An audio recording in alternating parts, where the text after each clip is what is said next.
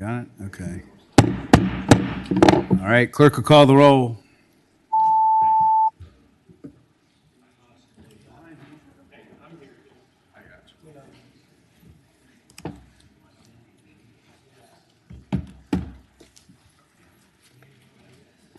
Mr. Chair, you have a quorum? Thank you, MJ. All right, ladies and Mr. Chairman? yes, Senator McDougal. I hope that we're going to go with the thought process of,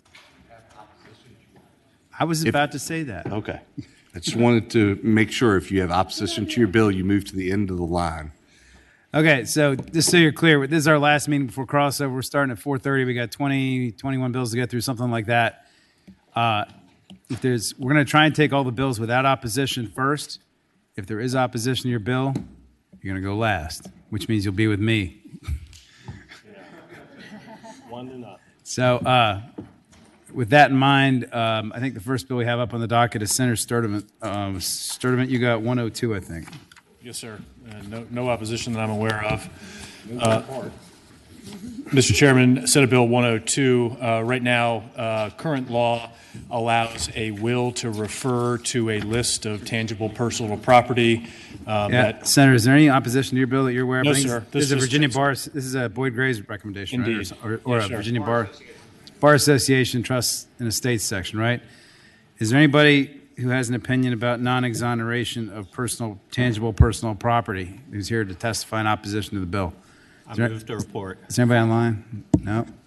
Okay, it's been moved and seconded that the bill be reported. All those in favor, clerk will open the roll.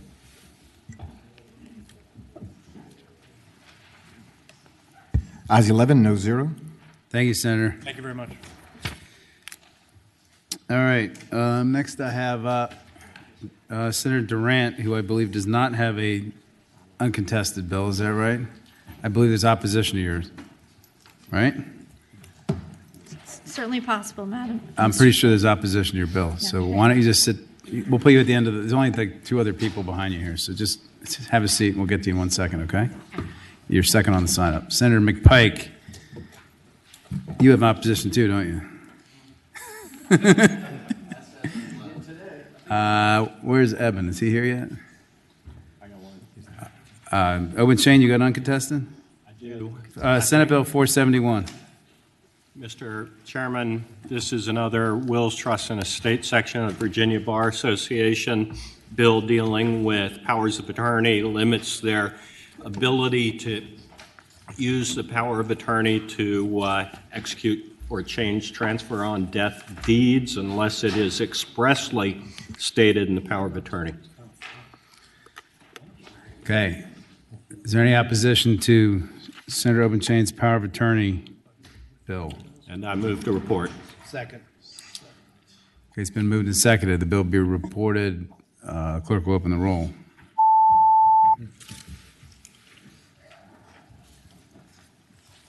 Ayes 13, no 0.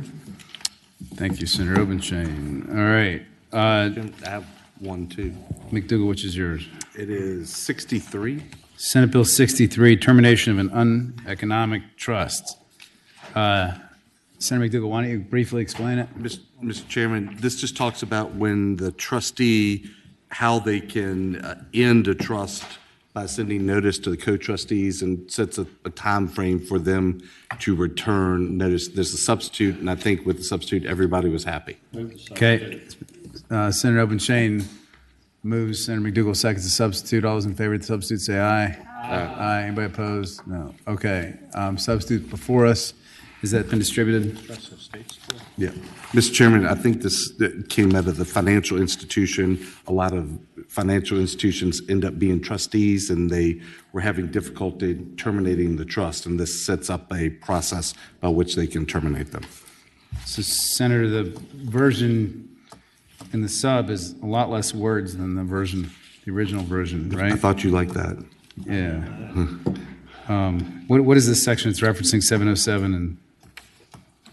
Mr. Chairman, Mr. Brady, this is for trusts that are less than 100,000, and if there's notice provisions to allow them to be able to terminate the the trust, and that's really the issue, is you get to trust and then the administration of the trust ends up eating all the rest of the assets in the trust, but there's no way to terminate some of them if they were not drafted in that form. And so this sets up a way that can be done. Okay. Understood. Was there a motion? Move to report. Okay, it's been moved To substitute. and seconded. Senator McDougal moves, Obenshain moves, McDougal seconds. We report the bill. Clerk will open the roll.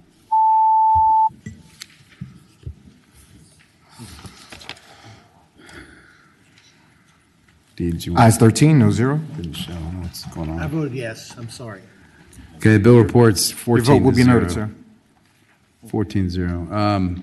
Anybody else have an uncontested bill? I've got two bills, and I don't know that either one's contested. We're doing the uncontested first. I think these are uncontested, aren't they? We're doing uncontested first. Have you got one that's uncontested? 560. 566 by Senator Deeds, trustees, settlement of 566. accounts. It just, in addition to the two methods currently available, this legislation provides a third option for trustees to use when seeking to be released from a trust. The trustee must be officially released from his or her service to the trust whenever the trustee seeks to resign or is removed, or whenever the trust terminates. Currently, there are two options, one judicial, one non-judicial. These options are cumbersome and costly. Under this bill, trustee would submit a notice of termination and the deadline of 45 days for beneficiaries, which include important information to each trust beneficiary. Trust beneficiary receiving the information will have 45 days to object to the settlement. If no objections filed, the trustee will be released. Okay, is there anybody opposed? Oh, you have a sub? Is there a substitute? Quick question, Mr. Chair. There's a sub. Do you want to wait till we do the sub? Yes. Okay, Senator Deeds moves, Senator Boyce seconds. To adopt the committee substitute. All those in favor of the sub, say aye. Aye. Is there anybody opposed? No. Substitute's before us, and I believe it's been distributed, right? Senator Obenshain. Yeah, my only question is 45 days too little for beneficiaries? I mean, if a trust is being settled and beneficiary is, and I'm not worried about the good ones, the good trustees, but if there's a trustee who really does have a problem, has misappropriated some funds or misdirected some funds, 45 days give the beneficiaries enough time to make that evaluation, hire counsel, and note an objection. Mr. Chair, Deeds. I would say to Senator Obenshain, I certainly understand. Any date you pick it's got somewhat arbitrary, but this bill's been out here for about a month now, and nobody's raised an objection. I am. This is the first time I've Senator seen it. Obenshain. Okay. Could I suggest that we amend that to 90 days? Senator Deeds, would you consider that friendly? How about 60 days? How about 72 and a Senator- half? okay. Yes. All right. 60 works. All right, hold on, guys. We don't have a conversation up here. Come on, Mr. What are Chair. we going with, 60? 60 days, does that work? Move 60. Okay, Senator That's on Bagby line. moves, Senator Deeds seconds, we change it from 45 to 60 on line That's- 25. Well, Well, that's listen, on the right? end of line 31 is substitute, isn't it? Or you have a different I'm on the substitute? sub right here. Okay. Hold on, wait a minute. Well, there are two places, I guess. Is there a second There's place a there? 45-day period. There's two places, 45 days on line 25 and also on line 61, or 31. Is that right? Yep, that is right. Change it to 60 days? Okay, so Senator Bagby moves, Senator Deeds seconds to change it on those two lines, 31 and 25. All those in favor say aye. Aye. With that Anybody change, I opposed? move to report the bill. Okay, Senator Deeds moves, Senator Boyce seconds. The bill be reported. Is there anybody in opposition to the bill? Doesn't look like it. Clerk will open the roll.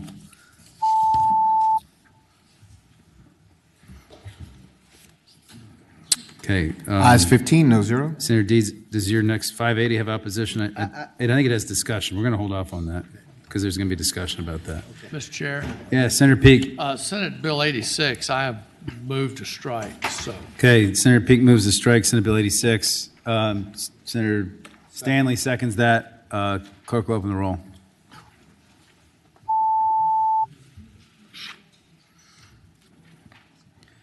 All right. Ayes 15, no zero. Okay, any other committee members have any uncontested bills? Senator Eben, do you have any uncontested bills? The other two have already They have contested ones. Are any of yours uncontested? I hope so.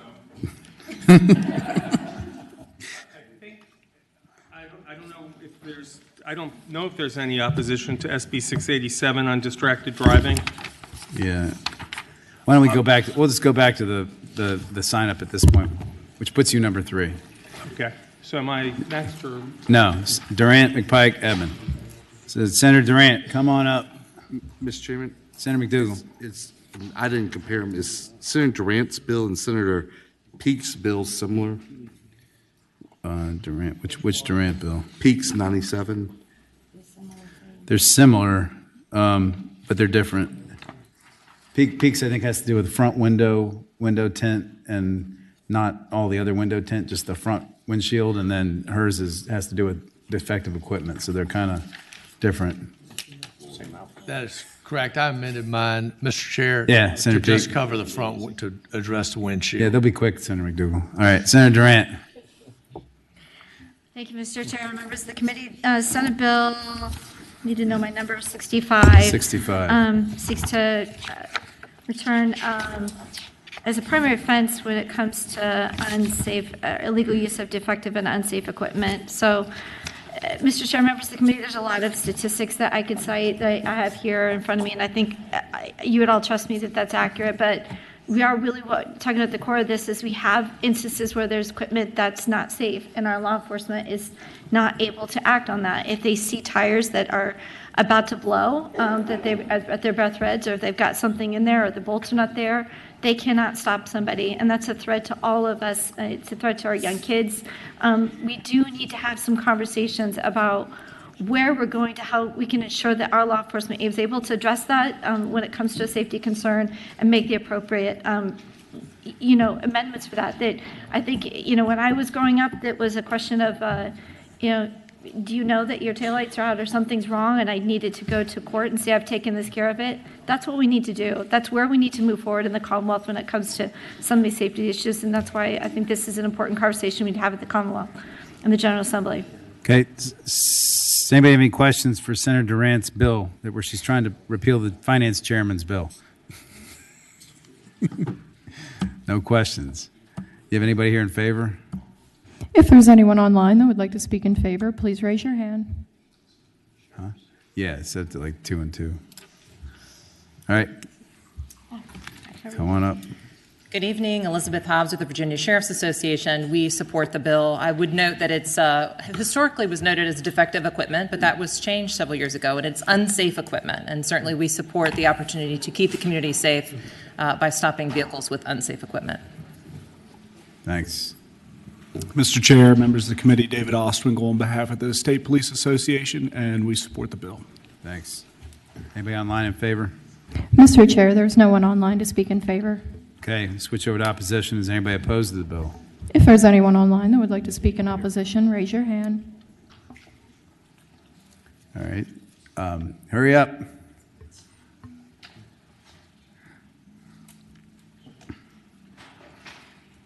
Good afternoon, Mr. Chairman, members of the committee. I am Tayi Mallory with the Virginia NAACP, and we do not support this bill on the grounds that it is simply pretextual policing, also known as racial profiling, also known as driving while black. The National NAACP passed a convention resolution in 2002, whereas due to a historic legacy stained by systemic racism and implicit bias, black drivers are 20% more likely to be stopped than white drivers, and while and being heavily targeted for pretextual stops, black people are exposed to a great risk of escalated use of force by law enforcement officers that all too often result in death. Many law enforcement agencies have minimal training related to diversity, culture, and bias, and with many states having no bias training mandates at all, that is then exacerbated by the focus on combat tactics and basic training, which in turn heavily impact and amplify perceptions and biases by officers that they carry into interactions with the public, specifically with black people and people of color who are dehumanized and seen as threats. And my comments also will also apply to Senator Peake's bill, SB 95, so I don't have to come back. Thank you. Thanks. I think hold on, wait a minute. I think your comments have generated a question. Senator McDougal. Question, would your same thought process or comments also apply to primary seat belts? to the statute that allows a law enforcement officer to pull you over for not wearing a seatbelt? I'm not a lawyer, so I'm not familiar. I don't think, can you in fact be pulled over for a seatbelt? Yes. Okay. I'm not permissible to. Mr. Chairman, Senator McDougal. would your same comments also apply to the holding of a handheld device? To be pulled over for holding a handheld device, a cell phone? If it is predicated on bias, yes, we would. Mr. Chairman, I'll make the argument. All right. Thank you. Go ahead. Thanks. Next up, Justice Ford. Justice Ford, we oppose the bill. Thank you. Thank you. Okay, anybody online against? Mr. Chair, there's no one online to speak right. in opposition. Senator Durant, you want to have the last word? Yeah, I think, Mr. Chair, I know where this is going, and I think it really, we need to continue to have conversations about this. I personally have had this experience. I've had a tire flow up and strike and almost kill my husband coming back from somewhere on 95. We need to have additional conversations move forward in the General Assembly, how we're going to ensure all of our loved ones stay safe. This is what it's about, how our law enforcement can keep our kids safe, the young teenagers on there. So I hope that this will at least generate some more further conversations as we move forward. Bless you. All right. Thank you, Senator. I assume you're aware, Senator, that people have to get their cars and their equipment inspected once a year in order to get a sticker to say their car can be on the road, right? Yeah, and sometimes those become emergent. We pick up a nail. Those are the type of things that I think if it's seen, if it needs to be addressed in order to not have something disastrous happen, we should be able to move on that. Okay. Senator McDougal. Mr. Chairman, I tried to make the point. It looks like we pick and choose which things you think are important and which things you think are not important. So is the safety of the vehicle on the road to others important? Some of us think it is. Is there potential bias in how a law enforcement officer pulls? It doesn't matter what the thing given to pull for, seat belts, handheld device, defective equipment, none of that changes. We're making decisions about what is potentially safe on the road. And some of us feel like this makes all of us safer. So I'd move to report. Mr. Chairman. Mr. Benjamin, I was about to make your point, I think. What Section 46.2, 1043 already makes it possible to stop somebody for having an illegal tire tread depth. In other words, if tires are balding, you can stop them for those anyway. But I'm sure there's other examples as well. Was there a substitute motion? Motion to pass by. Okay. Second. It's been moved and seconded that we pass the bill by. If that's a primary motion, the clerk will open the roll.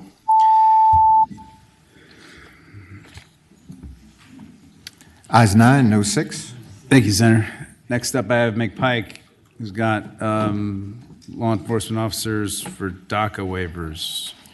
Yeah, thank you, Mr. Chairman.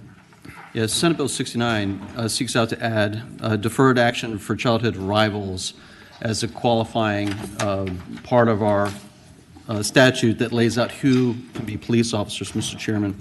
And to supplement, we had good testimony in general laws before it was referred here. And Mr. Chairman, part of the reason why I brought this bill is we've had several young folks that have grown up in our communities that have gone through, in fact, Jiminy Marquez from Prince William testified in general laws. She grew up and was inspired in elementary school when she saw a police officer handing out toys. And at that moment, she knew she wanted to be a police officer. And from that point, she pursued and gained a higher education degree in criminal justice, only to get to the point where she's passed criminal background checks and moving through the process and applied through waivers to become a police officer, only to be denied her dream. And since introducing this bill, I've heard from more and more kids that want to pursue this. And the question before this committee is sort of how it conforms and weaves in with federal law. And Mr. Chairman, you should have had a letter that circulated also from the Alcohol, Tobacco, and Firearms Agency from the Office of Enforcement Programs and Services.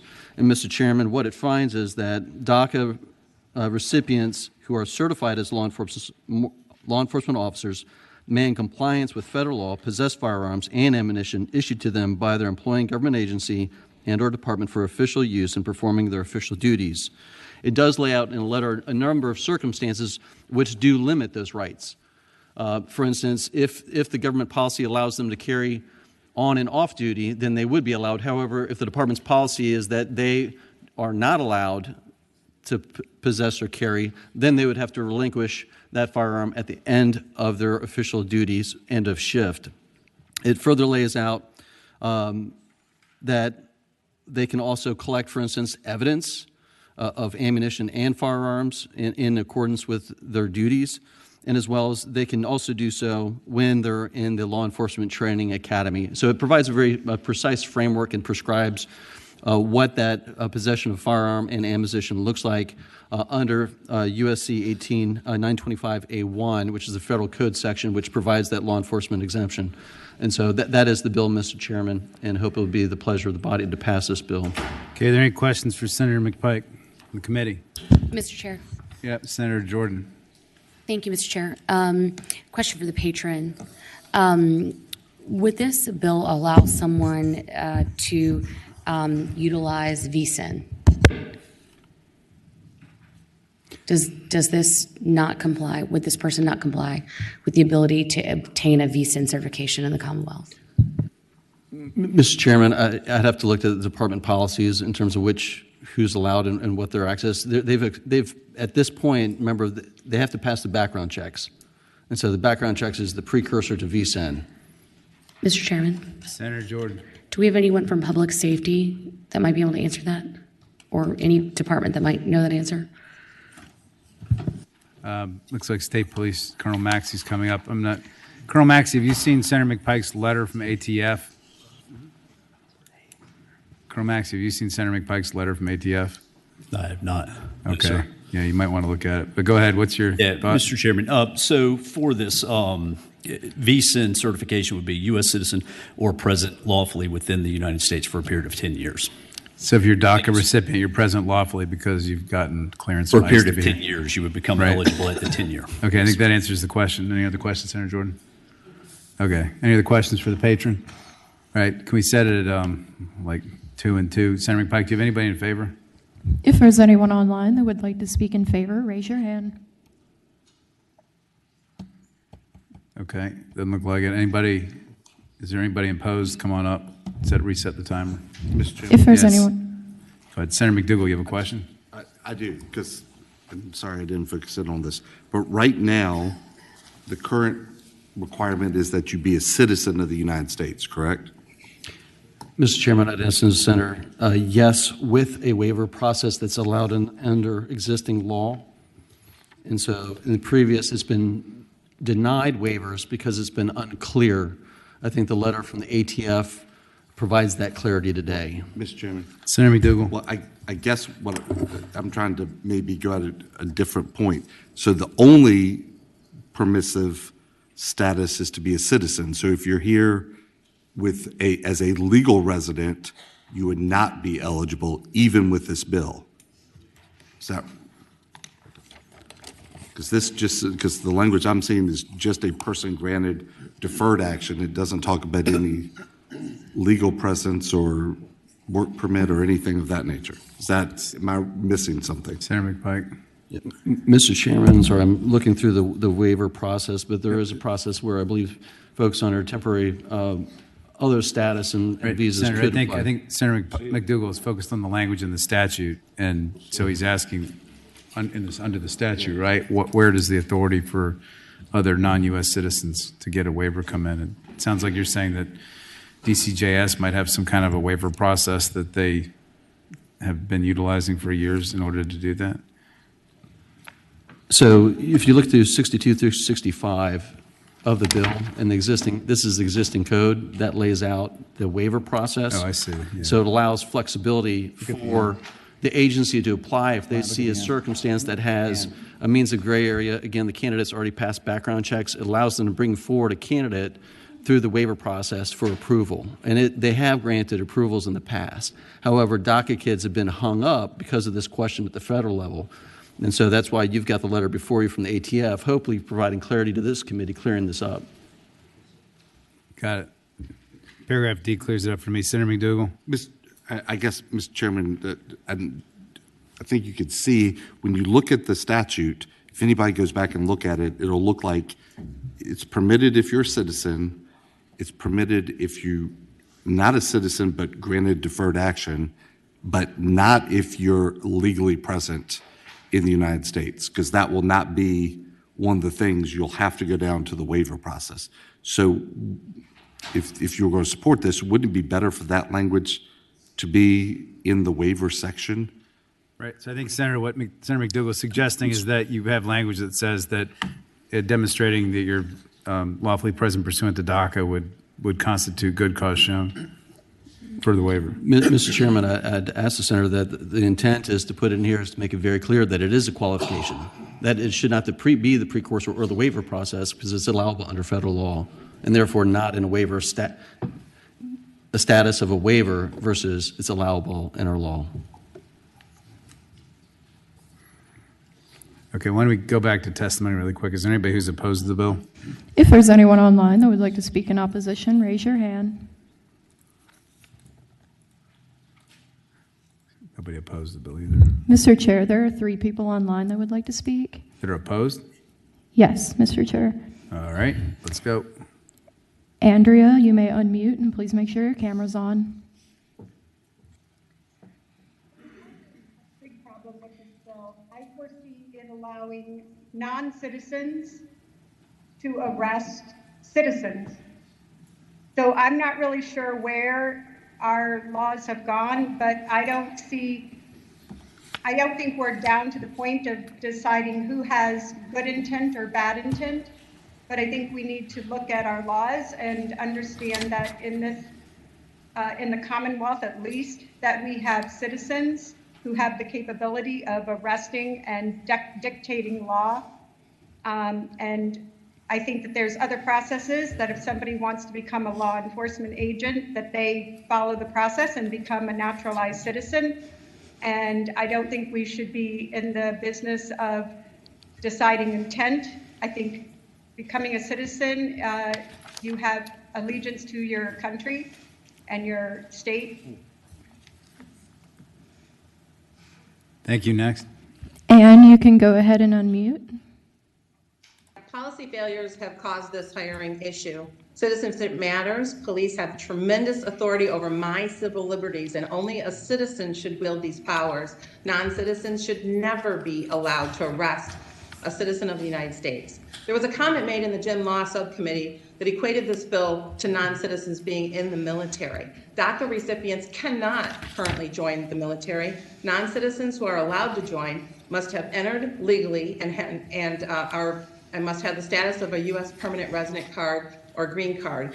Additionally, military police are not allowed to arrest civilians. The military cannot arrest civilians. So there are no protections in this bill to prohibit costly legal actions alleging discriminatory hiring practices against the Can you wrap up your comments, please? hire DACA. Pardon me? Can you wrap up your comments? The time has expired. Yeah, sorry about that. It doesn't give preferential hiring to citizen applicants. And lastly, I'm going to say this. I agree, children who are brought to the U.S. illegally face a difficult path, but that responsibility resides exclusively with their parents. An erosion of citizenship requirements. Okay, ma'am, can you wrap it up? You're 30 seconds over, please. I am, sir. I am, sir. Thank you very much. I waited quite a while to speak. I appreciate it. I know you don't want to hear it, but thank you. All right, next. Vic, you can unmute. Thank you. The D.C. Court of Appeals. Okay, can you just state your organization and whether you oppose, please? Vic Nichols opposed. Okay, thank you, Ms. Nichols. Thank you. Okay, take it back to the committee. Senator, I think first of all, I'm not sure the speakers understood that people who are not U.S. citizens are police officers today and can be granted a waiver by DCJS. That's already the law in the state. But it seems to me what Senator McDougall was suggesting is that instead of your approach, that at the very end of the bill on line 65, we would add something that might say, and shall waive the requirements of subsection A, little I, if a person has been granted legal status pursuant to DACA. And that would accomplish the same thing and put it in a part of the statute where people might expect to see it. Well, then what's to prevent them from, saying no? Okay, Senator McPike doesn't seem to want that amendment, but that was my suggestion. But any other discussion? Mr. Chairman, I think understand the senator's suggestion, and I think it's really about may versus shall. if they've qualified all the background checks, they've gone through the interview, they've gone through rigorous psychological evaluations to get to that point. If you've ever been through the testing and seen it, it is not a slow process. It is not an easy one. And frankly, we need police officers. If they met all of those requirements and tests, they deserve the shot to go through the academy. Is there any further discussion? Is there a motion? Mr. Chairman. What? Is there discussion? Somewhere? Mr. Chairman. I had a question, Mr. Okay, Chair. go ahead, Senator Jordan. We have a motion and a second. Go ahead. Just a question maybe of counsel, and this is in error because I'm one of the few non-attorneys up here. If a person, if this bill should pass, committed a Brady violation, how would that be handled since they swore an oath to the Constitution? I mean, I'm asking if someone committed a Brady violation. Do you see what I'm asking?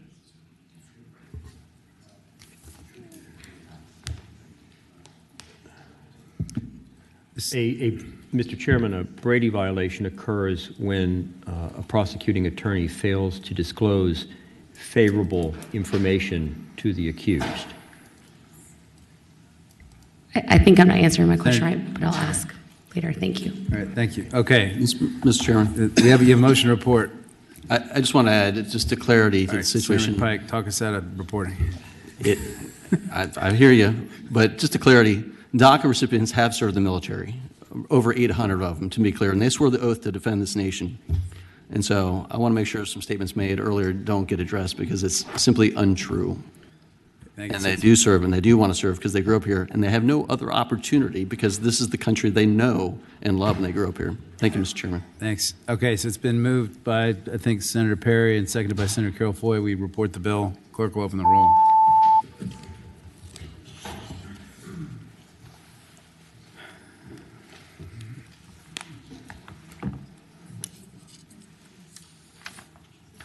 Ayes 8, no 6. Thank you. Okay, bill reports 8-6. Thank you, Senator. Next up, Senator Eben. Senator, why don't we do your... Could we take 687, sir, the distracted driving? You want to do the hardest one first, huh? I thought it was the easiest. Well, now, why don't we do 571 first? You and I talked about a possible disposition on that. Yeah, this has to do with synthetic media or deepfakes.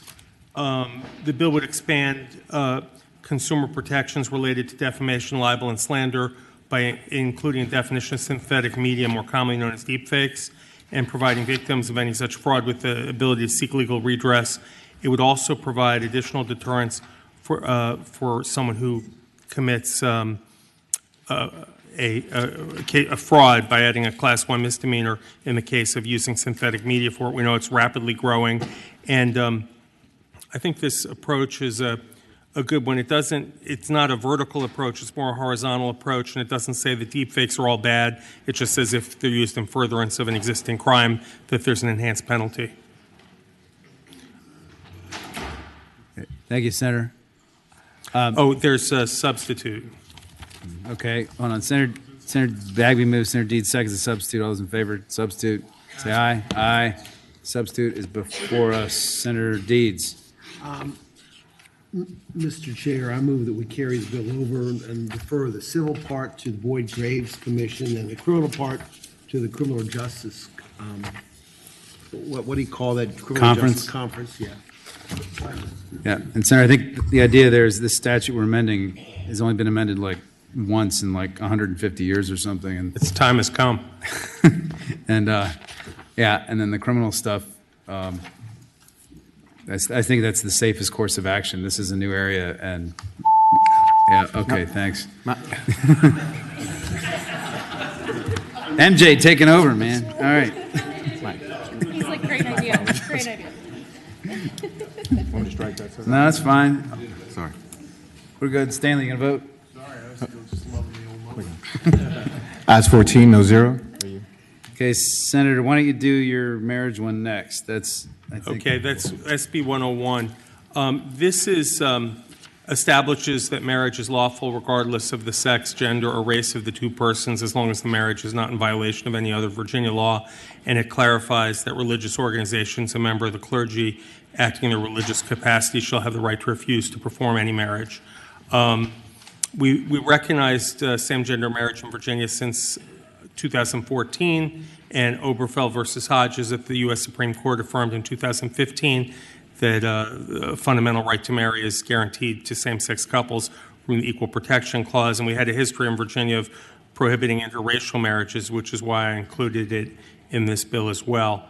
And it's at least 16 other states do allow for explicitly allow for same-sex marriage in statute, and that's what this bill attempts to do, to make it clear that we issue licenses regardless of the sex, gender, or race of the parties. Okay, does anybody have any questions for Senator Eben? No questions. Is there anybody opposed to the bill? If there's anyone online that would like to speak in opposition, Okay, a raise couple your hand. opposed. Why don't you guys go first, and we'll take support after if there is anybody. Why don't we set it 2 and 2, MJ? Yeah. Mr. Chair, members of the committee, Jeff Caruso with the Virginia Catholic Conference. We affirm the dignity of every person. We also believe marriage has an original design and purpose that predates any nation, religion, or law. If you believe, as we do, that marriage is the union of one man and one woman and that we should preserve this original design, please uphold this principle and vote against creating a new section in our code that says something different. We urge you to oppose this bill. Thank you for considering our views. Thank you, Jeff. Next up. Mr. Chairman, members of the committee, Daniel Davies on behalf of the Family Foundation. Just a couple additional points on this. Number one, this bill would essentially remove any conscience protection for members of the court clerk's office, which currently included in the law where a clerk or his deputy is able to issue, if they're not able to issue the license, it can be issued by a judge, and this proposed legislation would undo that. And would essentially mandate clerks and those who are certified to solemnize marriage by a clerk, any kind of marriage between two parties, even if it violates their conscience.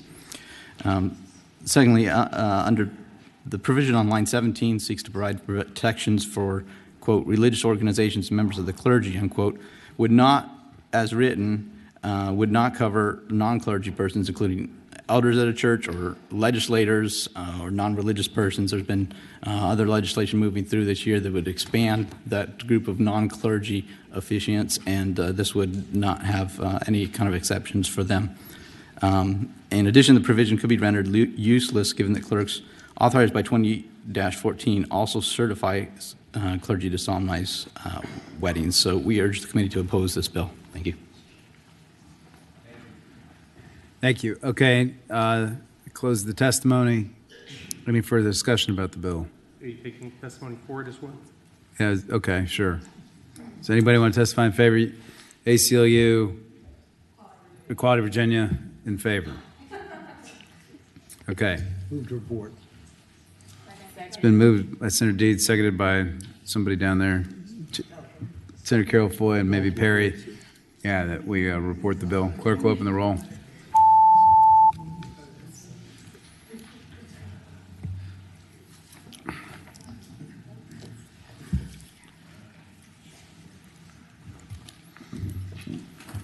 Ayes 8, noes 4, abstentions 2. Okay, bill reports 842. Senator Eben, you have one left, which is, no, you have two left. Two right? left. Yeah, let's go to 598. 598 has to do with name changes, and it just changes the term woman to any person or person on line 16 in recordation of documents, just makes it more neutral and appropriate for today's. Right, just brings this law up to speed with our new post-Obergefell reality, right?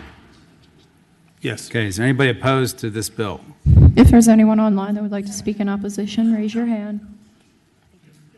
Okay, doesn't look like there's anybody opposed to the bill. Okay, Senator Perry moves, Carol Foy seconds. We report the bill. Clerk will open the roll.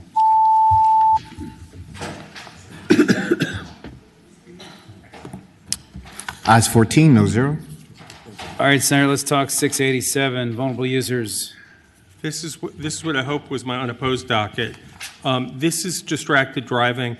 I believe it was in 2020 that you authored this section of the code, Chairman Surville, which defined vulnerable road user as a pedestrian or an operator of a passenger on a bicycle or a assisted mobility device, electric power assisted bicycle, wheelchair, skateboard, roller skates, etc., a person riding an animal or animal-drawn vehicle. Currently, with the law you established, it's a Class 1 misdemeanor to operate a motor vehicle in such a careless and distracted manner that it's the proximate cause of seriously bodily injury or death of a vulnerable road user. Now, we have heard from safety advocates, including Northern Virginia Families for Safe Streets, that judges need clarity in this code section, and that was clarified by my Commonwealth's attorney as well. The problem with the current law is that the judges have not enforced the penalties because there's not a clear definition of careless and distracted. So what we did is we incorporated the Florida statute for careless driving and pulled straight from the Federal National Highway Traffic Safety Administration's definition of distracted driving, so that if you were to kill or injure someone who's legally present on the road, like in a crosswalk or something, in such a careless manner that it causes the injury or the death, you could actually be charged with the Class 1 misdemeanor that the law contemplates. And I do have a witness who wanted to speak to this. Okay, why don't we set the timer at 2 and 2? Are there any questions for Senator Evan before we go to the testimony? No. If there's anyone online that would like to speak in favor, raise your hand. Why are we doing this? Hello. Mr. Chairman, maybe before we get to the witnesses, do you want to do technical questions about this before you get to the witnesses? Sure, why don't we do that? Mr. Chairman, when you have a list of things, you say including talking or texting on a handheld mobile device, so you could have an earpiece and be talking and be in violation of this. Adjusting the radio, adjusting the navigation system, or other equipment, eating or drinking, but you could be reading a newspaper, you could be putting on makeup, you could be paying attention to the child in the back seat, and none of those are in violation. And one of the things I think we've had a lot of questions about historically with this section is when you start getting very specific in creating a list, you're not going to have everything on the list. And so if you're doing those things, how is that not paying full time in detention and reckless driving? Well, I think if you look at little I, the first little I on line 13, failing to operate a motor vehicle in a careful and prudent manner, having regard for the width, grade, curbs, corners, traffic, and other attendant circumstances, so as not to endanger the life, limb, or property of any vulnerable road user. I think if you're reading the newspaper, that is failing to operate the motor vehicle in a careful and prudent manner. The other examples given below came from the Florida or the federal definition, and I think those are ones that are commonly agreed upon as problems. Hold on, Senator, I think I have a solution to your problem, Senator McDougall. Counsel, given how Title I defines the word includes, wouldn't it be more proper to say, under Romanet number 2, operating a motor vehicle while engaged in another activity that diverts the driver's attention from driving and includes the following? That way it's a non-exclusive list. Because under Title I, I think it's 218, the word includes is defined as a non-exclusive term, right? So That's correct, Mr. Chair. Okay, so first of all, will somebody make that motion? Okay, Senator Perry moves and Senator Aird seconds that we make that amendment, that we change it to and includes on line 17. All those in favor say aye. Aye. Anybody opposed? Okay, Senator McDougall, you feel any better? Not really. Okay. I would just note that, and I would note, Senator McDougall, that reckless driving is excluded on line 15. That's what so as not to is that language is about. Senator McDougall. Mr. Chairman, I just having practiced in this area a decent amount, we start having lists, and you're going to have a debate about that, and I'm sure you just articulated a direction, but if this occurs, that will be the debate. What does and includes mean? Senator, I would just, if you look under Title I, 218, it says includes is a non-exclusive term, and it doesn't limit. So. Mr. Chairman, you explain that to a jury.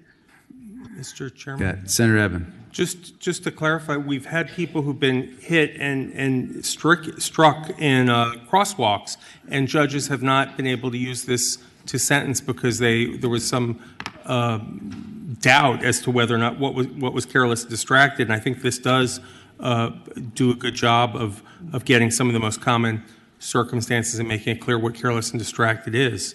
And with this wording of includes, I would hope it would be the pleasure of the committee to pass the bill. Okay, why don't we move to testimony? Thanks, Senator Eben.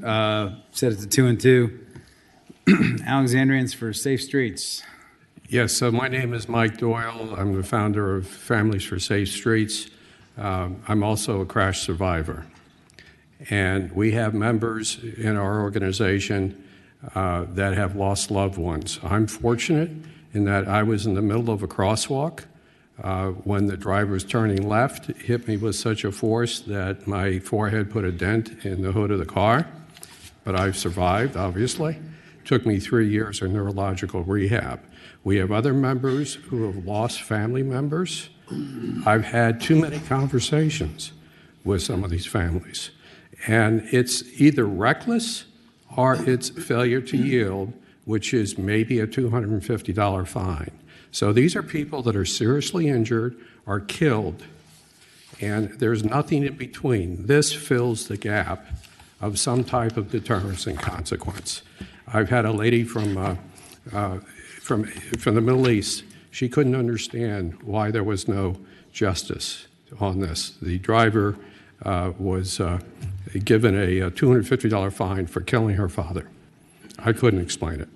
This would fill the gap. Please consider passing this. Thank you. Thank you, Mr. Doyle. Is anybody else in favor present? Anybody online? Mr. Chair, there's no one to speak in favor. Okay, let's move to opposition. Is anybody opposed to the bill? If there's anyone online that would like to speak in opposition, raise your hand.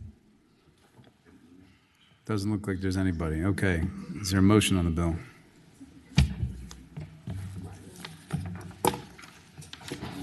Okay, is there a second? I'll second it. All right, Senator Salim moves, and I'll second that we report the bill. All those in favor, clerk, well, whatever, clerk open the roll.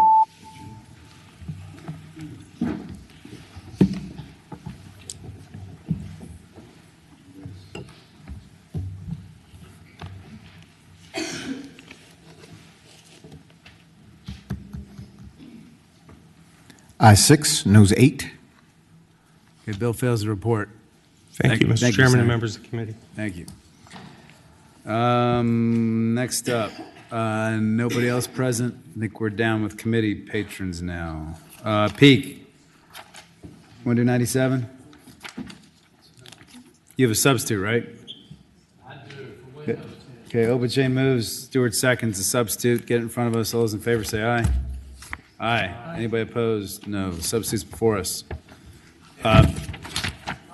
Senate Bill 970, yes, window tinting, it is different than Senator Durant's bill in that this is just limited to the front windshield. And this was at the request. I was in court handling traffic tickets one day on 2 separate occasions, and 2 separate Lynchburg police officers said, "This is terrible out there. People are now putting tint on their front windshield, and it's so dark they can't see out." I've pulled them over for other offenses, and they say, and we talk about it, they say, "Yeah, it is really hard to see out. Sometimes I got to roll my window down to roll out." So you're not supposed to have tinting on your front windshield except for that top 4 inches or something, the sunshade. And I would like to make it a primary offense that if they have the front windshield tinted, you can pull them over because it's unsafe. They can't see at night, and it's a danger to the people out there. Okay, thank you, Senator Peak. Is there anybody, any questions for Senator Peak? Okay, is there anybody here to want to say? I had 2 officers, but based on whatever, I don't have them lined up now. I got it. Okay. Is there anybody else in favor? If there's anyone online that would like to speak in favor, raise your hand. Okay, is there anybody opposed to the bill? If there's anyone online that would like to speak in opposition, raise your hand. All right, 2 minutes. Ty Mallory, Virginia NAACP. For the reasons stated on the previous bill with Senator Durant, we oppose the bill. That is all. Thank you. Okay. Anybody else opposed? Doesn't look like it. Okay. Senator Peake, you want the final word? You already. That's it. They got dark tint on the windshield. They can't see out. It's a danger to the public. Senator Stanley has a question for you. Do these officers understand or get information from the people that they've pulled over for other reasons why people are putting such dark tint on the front windows? They didn't tell me, no. Okay. Thank you, Mr. Chairman. Okay. All right. Is there a motion?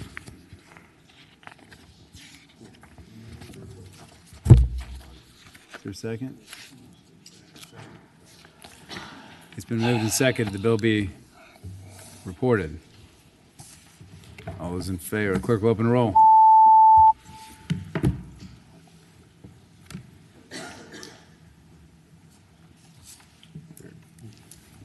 Ayes 6, noes 8. All right. Senator Peake, your bill fails to report like Senator Evans.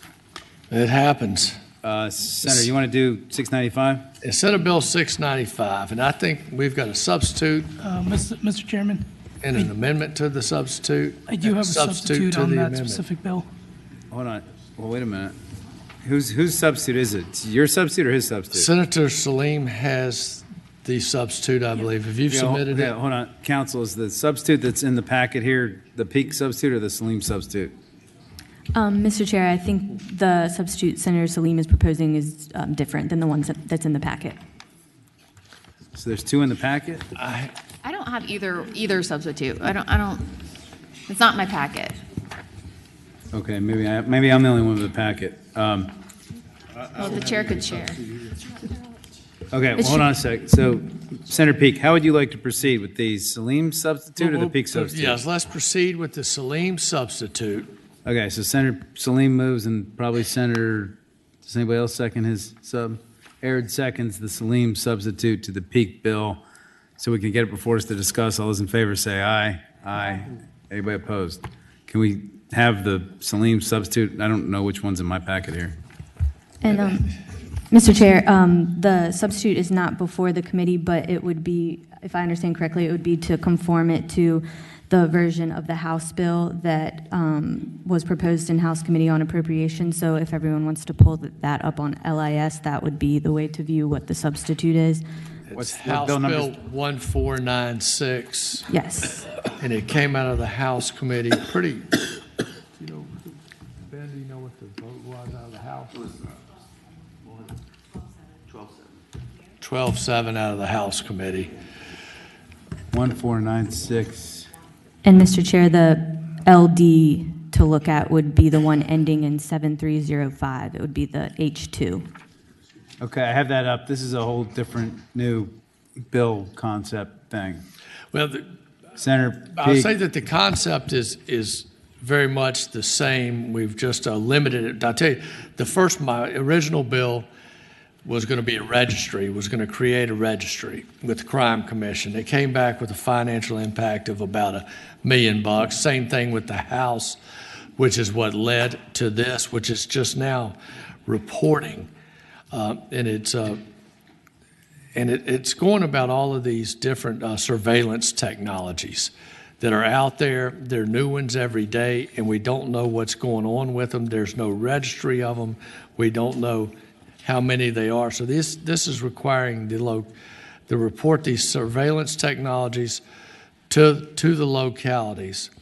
And it's the bottom line, all localities shall provide to the department a list of all surveillance technology used by law enforcement agencies of the locality. The department shall provide such information to the Joint Commission on Technology and Science. The commission shall conduct a study in consultation with a representative from the Virginia State Crime Commission and providing an opportunity for public input on the use of such surveillance technology and implications of its use, susceptibility to misuse or cyber attack, and costs. And then the commission shall issue a report of its findings on an annual basis. Okay, Senator, I appreciate what this is, but we also typically just don't take direction from the House of Delegates either. Oh, I understand that And this completely. bill is very different from the sub you have in front of us, and it's very different from your bill. Well, it also directs the commission to do something, which is not typically how we handle things. We typically ask commissions whether they would like to do things and let them decide how to do it instead of us legislate it to them. That's the process we've been following in this, at least this year, and I believe prior years. Yeah. And we, as I said, we had a registry which was going to do about the same thing, and we had it all listed. But due to the financial impact, I was presented with this as I came in this afternoon. There are people here to speak in favor. It's nothing like some good old last-minute legislating.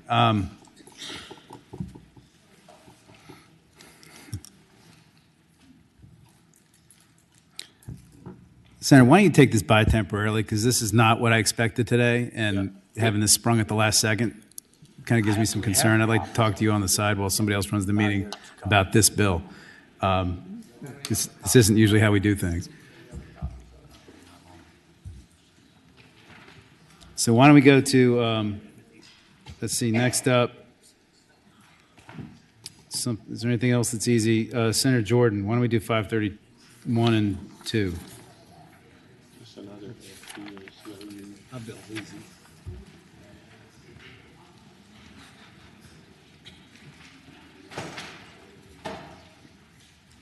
All right, Mr. Chair, members of the committee, there is a substitute on 531. So do you all have that? Okay, hold on. 531, which is orders regarding intercept of communications. You have a sub? We do.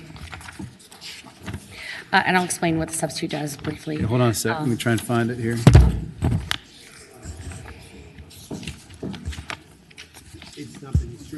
Mr. Chairman, I don't have that substitute either. They're not in my packet. And they're all stapled together. They're all stapled together. That's the reason. Yeah. I like it stapled. No, I like it better. If it's helpful, I can explain what the substitute does while they get copies. Okay. Senator McDougall moves. Senator Stewart seconds. The substitute, all those in favor, say aye. Aye. Anybody opposed? No. Okay. The Senate Bill 531 sub in your stapled packet is before you. Before us. So the substitute is Senate Bill 531. I'll explain what it does. So as originally drafted, the bill included the superintendent of state police as an individual who could petition for wiretap. That was removed. What we did is we allowed in this edit technical change, allow the attorney general and their designee, which would be the deputy, to apply for such. Currently, offenses that can be used for wiretapping in the Commonwealth would be extortion, bribery, kidnapping, murder, drug distribution, terrorism activities, mob-related offenses. One thing that we're missing in Virginia that we know is more and more prevalent is human trafficking. So this seeks to add that to the list of items that can be used for wiretap in the Commonwealth. More specifically, just so you know, wiretaps are very, very rare, and they're usually only ever used for more complex, larger network investigations. Federally, in 2022, the last year they compiled, only 311 wiretaps were issued. By state judges nationwide, there were only 78 issued. So these are only going to be for very, very complex situations, but this would be a tool in the toolbox, especially when we're working on cracking down on human trafficking. Other states already permissively allow this, and Virginia is just not one that does. Okay, So, I have a question with that, for I can council. take any questions. I have a question for council. So, council, I got two questions. One is, this adds a new section for intercept 19.2-66 for violations of 18.2, 357.1. Is the Attorney General currently authorized to prosecute those types of offenses?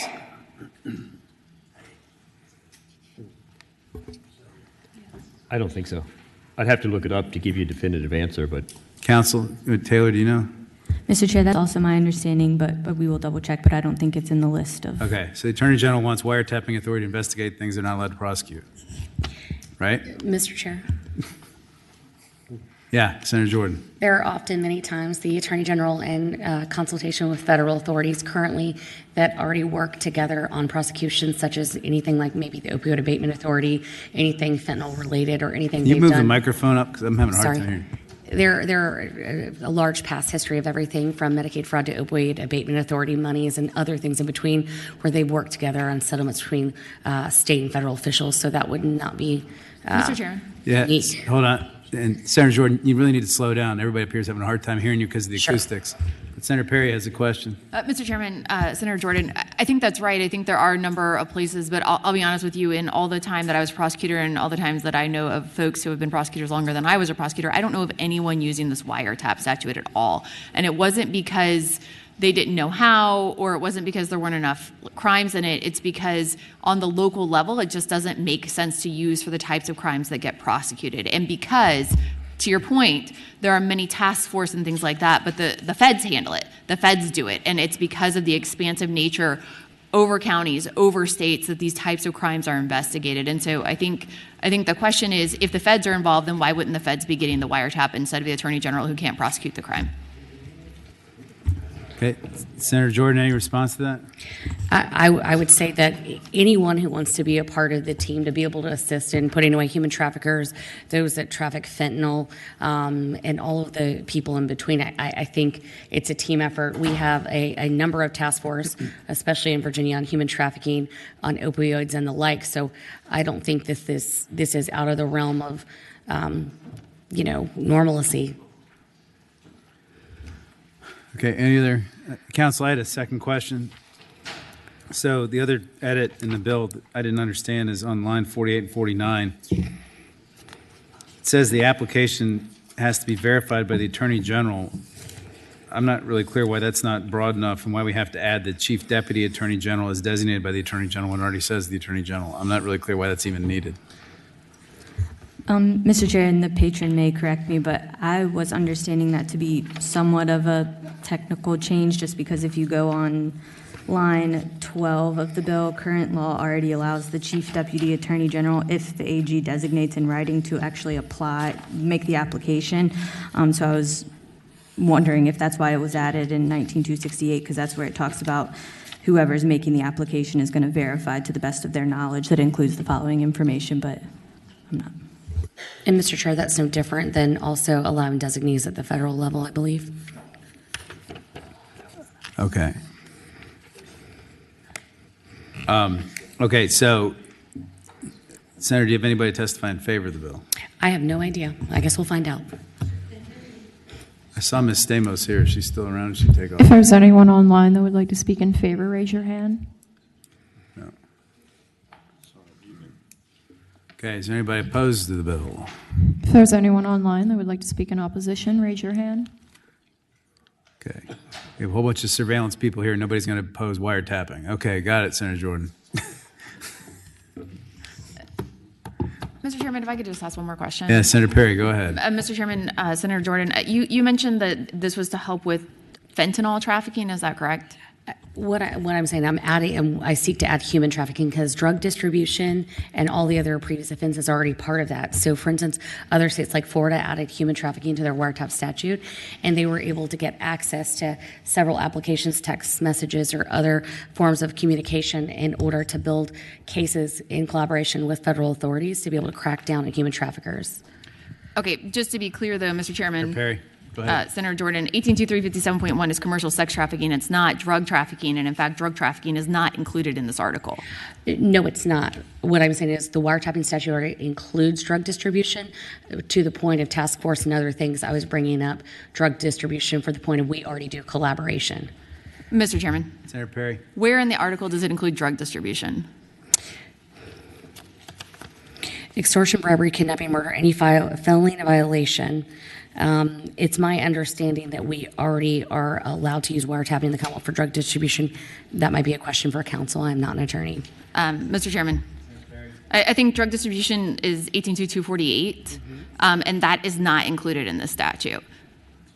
It's on line 18, isn't it? Oh, I apologize. That is totally included in this statute.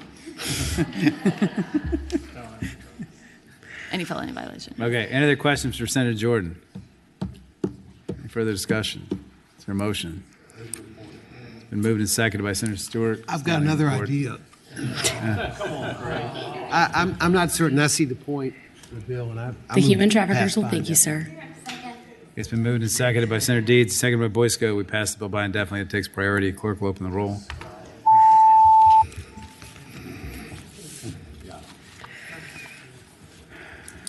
Senator Jordan, you got your button up there? Thanks, Peak. Senator, you got your button It's up? not up on the screen. Oh, okay. Ayes 9, no 6. Okay, Senator Jordan, you're PBI at 9-6. You have 532 up next. Yep, I'll be brief, sir. I can see the room is tight tonight. So next up, Senate Bill 532, Social Media Dark Hours Bill. It was actually historic today. Senator, do you have a sub on this? We do. I'm Okay, sorry, is that in your Senator packet? Obenchain moves and Stewart seconds. Your sub. All those in favor of adopting the sub say aye. Aye. Anybody opposed? Okay, 532 substitute is before us. Thank you, Mr. Chair. Senate Bill 532 seeks to add social media dark hours for minors in the Commonwealth. Today, we actually did a historic thing on the floor. If anyone noticed, we voted 40-0 to define addictive social media on one of our friends' bills that's not with us in the committee. And as we know, there's an increasing amount of research that are showing that, the addictive and negative effects of social media, the number of teenagers that have suicidal ideation has skyrocketed with the onset of social media. And this bill seeks to do restrictive hours between the hours of midnight and 6 a.m., which would be hopefully when kids are in bed, that would be the hope, to just truly prevent kind of a lockdown amount of time to allow them to rest. Kids are losing sleep at a record rate. They're performing more poorly in school, and it directly can correlate to their extreme usage of social media.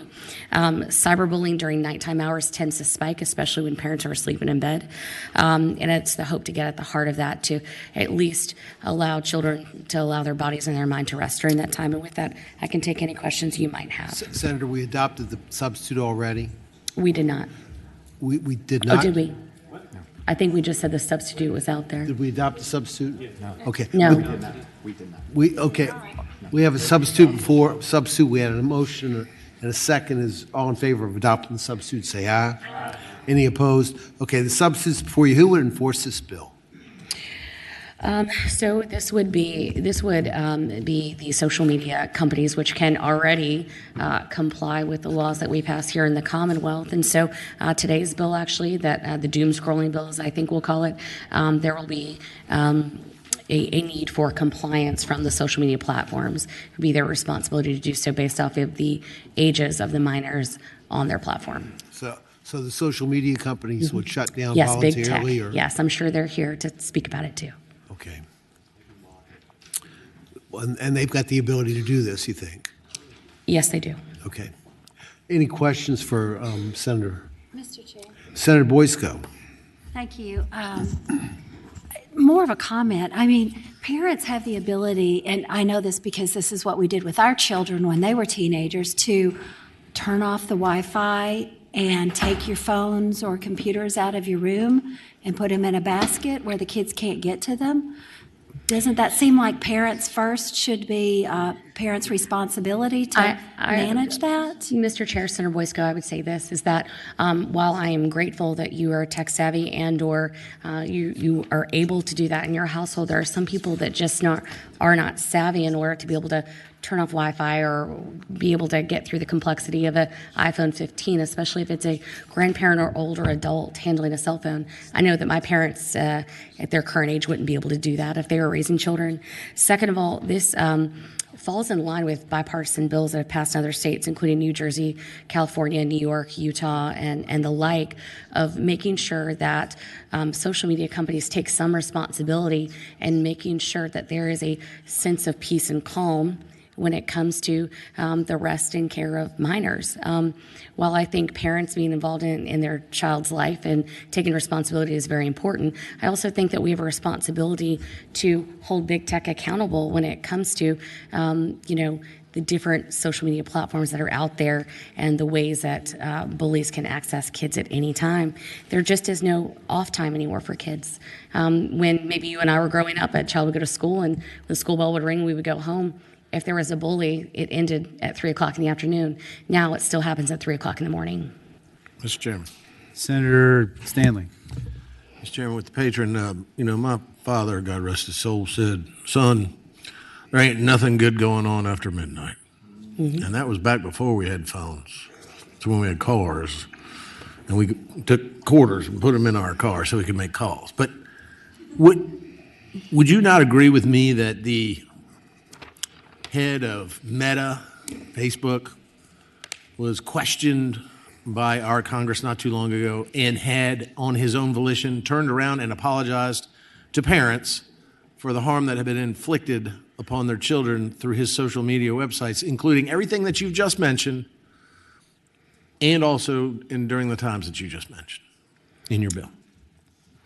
Absolutely. I'm certain it was on national news where, Mr. Chair, Congress addressed this very directly, and they admitted the harm this causes youth, the lack of sleep, the depressive symptoms, the anxiety, and the increasing concerns for mental health that, overnight social media usage causes for an immature mind of a minor. Mr. Chairman. Senator Stanley. And I'm sure you've read the reports too, where 65% of children in studies say that they feel addicted to the phone, and that phone carries on long into the night. That if they're missing out, they have the FOMO, fear of missing out, which keeps them up past midnight on many occasions, which affects their sleep patterns, which affects their development and their education as well. Mr. Chair, Senator Stanley, I would say absolutely. I think that's exactly why our chamber today passed a bill 40-0 to handle doom scrolling, because it's never stopping. There's always new content. There's always something new, and I think that kids need to be sometimes led in a direction of being able to shut their mind off so they can actually sleep. Mr. Chairman. Senator Stanley. And finally, I think we have seen case after case in child trafficking and where children have slipped out of the care of their parents when the parents are asleep because they connect with some stranger on the internet and using some social media app who turns out to be a predator. And those encounters usually, would you agree with me, Senator, don't occur during daylight hours, but usually after the parents are not in control or overseeing their kids during those hours of midnight to 6 a.m. And that's usually when the kid escapes the house and turns up missing. Mr. Chair, Senator Stanley, I would agree with that, and that's why we are very careful and thoughtful, especially with the hours of the bill, to make sure that no minor would be out and working or on the road at any time, and it would be before the start of school hours, to be very specific. But 6 hours may seem like a short amount of time, but I think it's a long period of time, and the peace of mind of parents to know that their child is, A, getting restful and proper sleep, B, is probably not dealing with some of the perils that occur late at night on social media.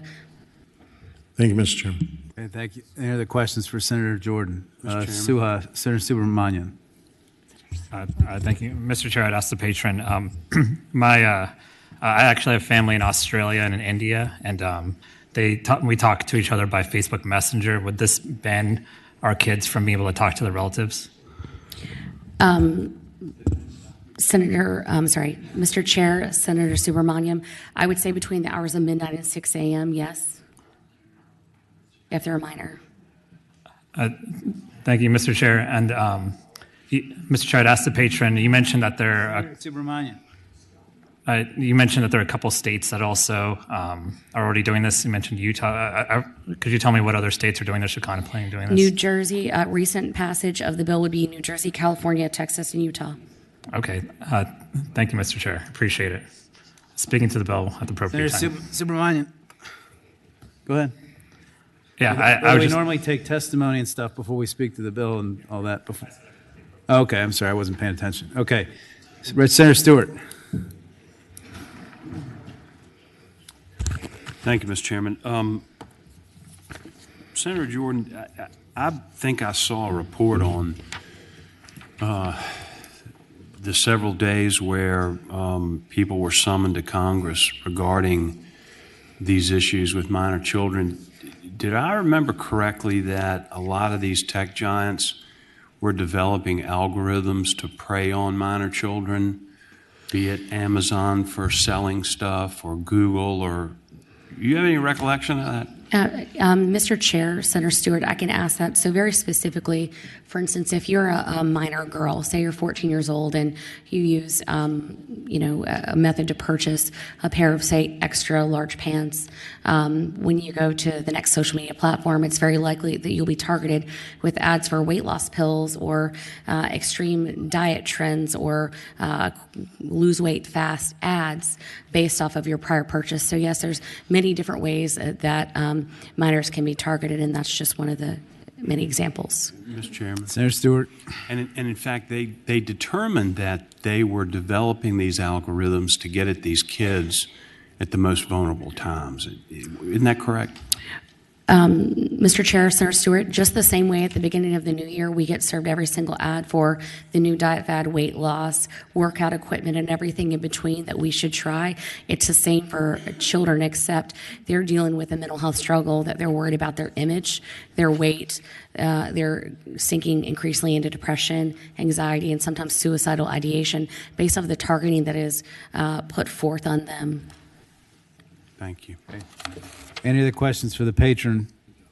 No. Okay. Do you have anybody in favor, Senator? Guess I'll find out.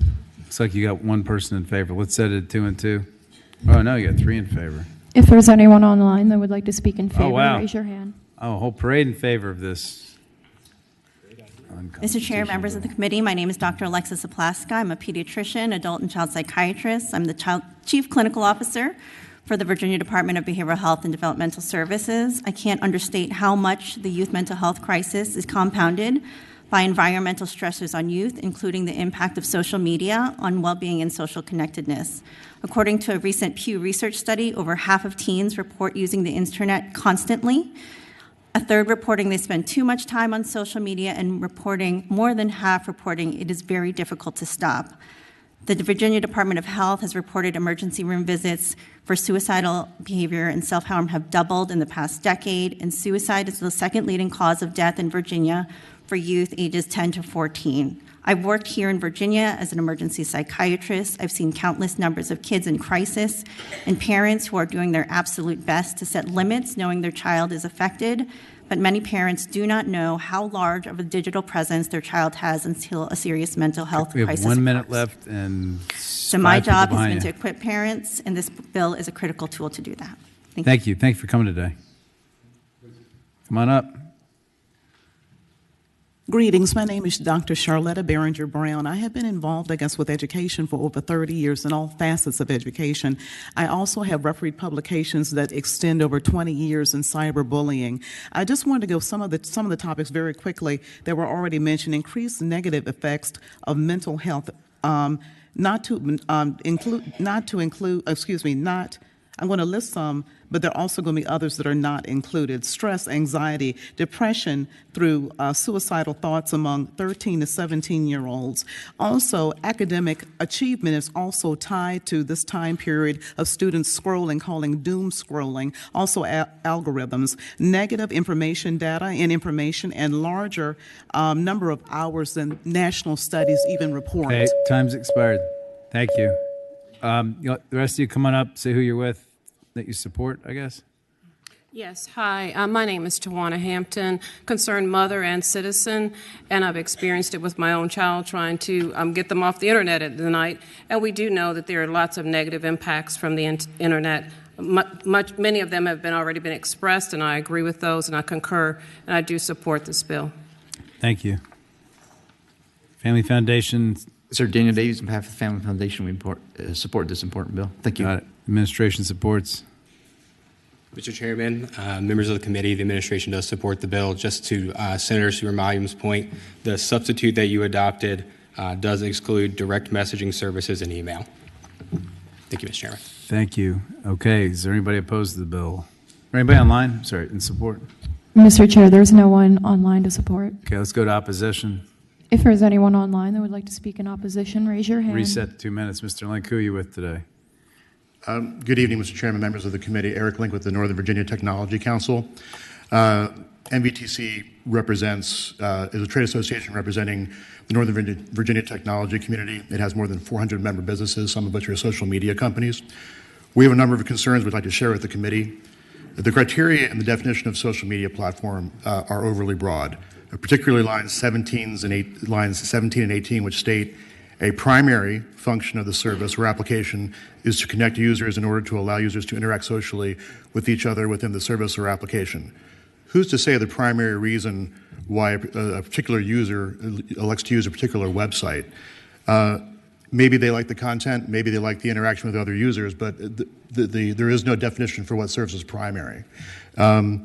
And if a website elects to move its comment section from the bottom of the page to maybe the side of the page at the top, does that all of a sudden make it subject to this because there's more interaction immediately available on the website?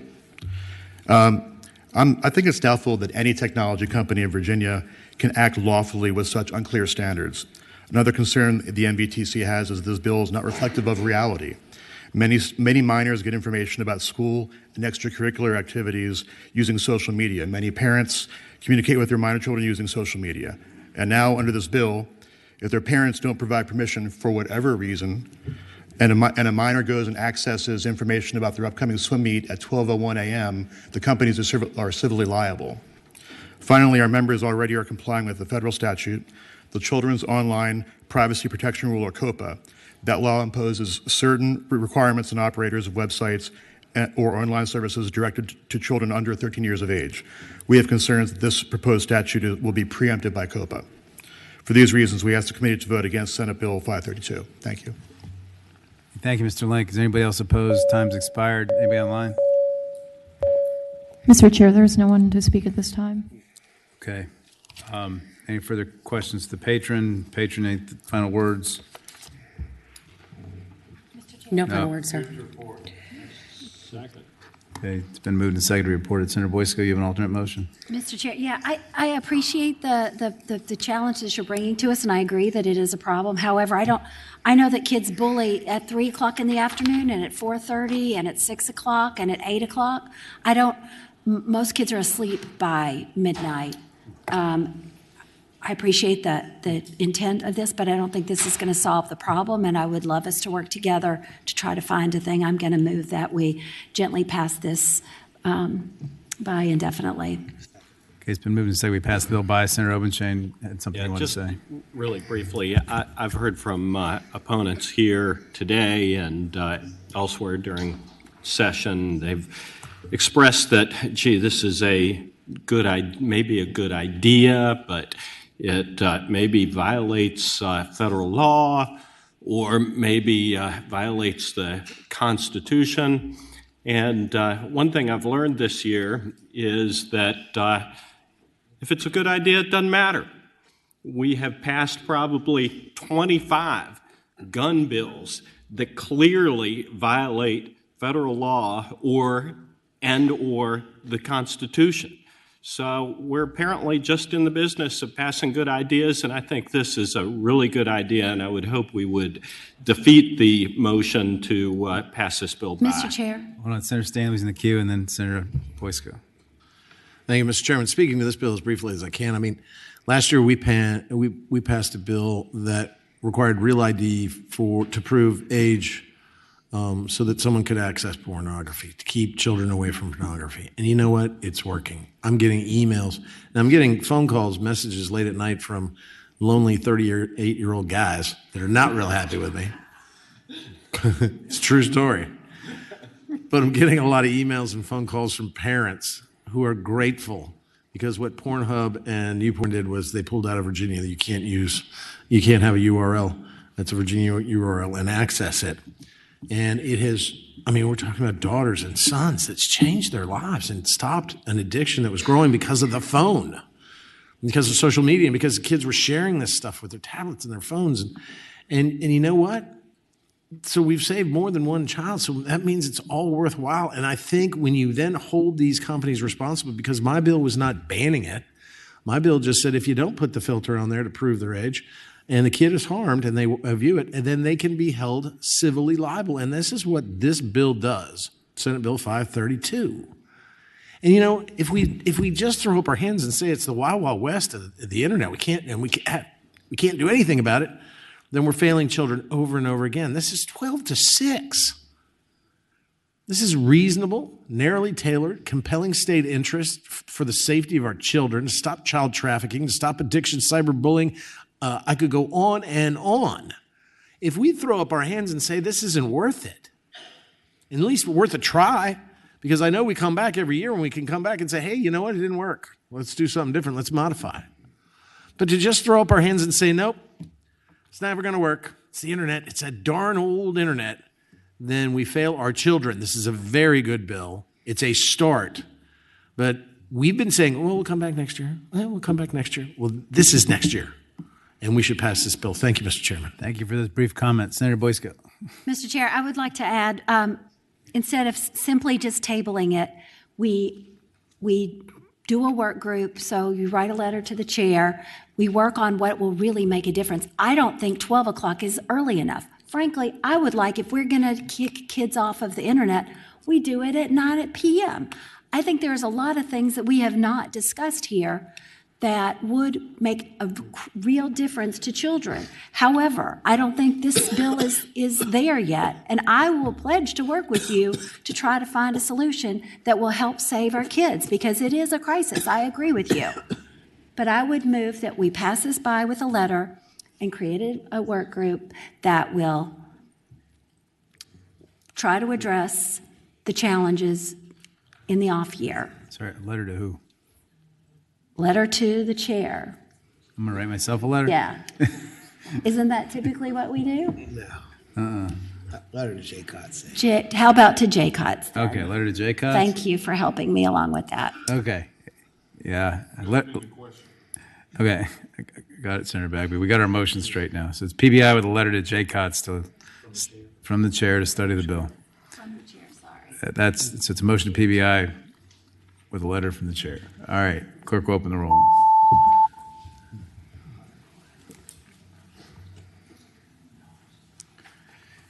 Ayes 9, no 6.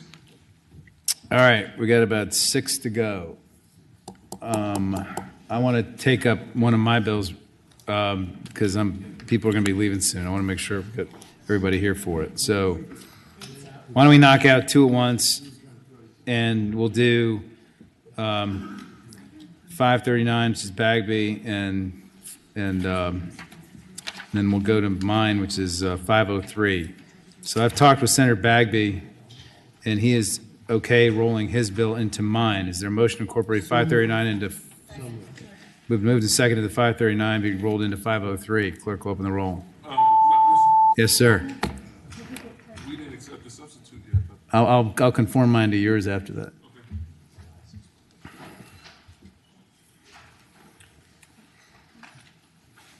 Ayes 15, no 0. Okay, now we truly have 6 bills left. Okay, now I'm going to turn it over to Senator Deeds. Okay, Senator Survell, you have a bill. Thank you, Senator. First of all, I'd like the committee to adopt a substitute, which started with Senator Bagby's bill, and then I made 2 amendments to it, which council can explain after we adopt it. Do we have the substitute before us? Yeah, it's. Okay, then there's a motion on the substitute. I'll make the motion. Your second. Second. All in favor of adopting the substitute, say aye. Aye. Okay. Mr. Substitutes Chair. for the committee. Mr. Chair, I just wanted to clarify that the substitute is not with the stapled packet. It is one of the loose substitutes. It's one of the loose bills. Correct. 502. Right. And Mr. Chairman, the substitute that's before you is identical to Senator Bagby's bill that left the Transportation Committee with 2 changes. No. Mr. Chair. Yes, sir. Senator Bagby. Mr. Chair, the stakeholders have been working since that committee, and there was a substitute that we had introduced. And that's why I wanted to introduce a substitute before we finish with my bill, because there's a substitute. Well, is the substitute identical to? No. It's not. It's the substitute right here for 503. It's not.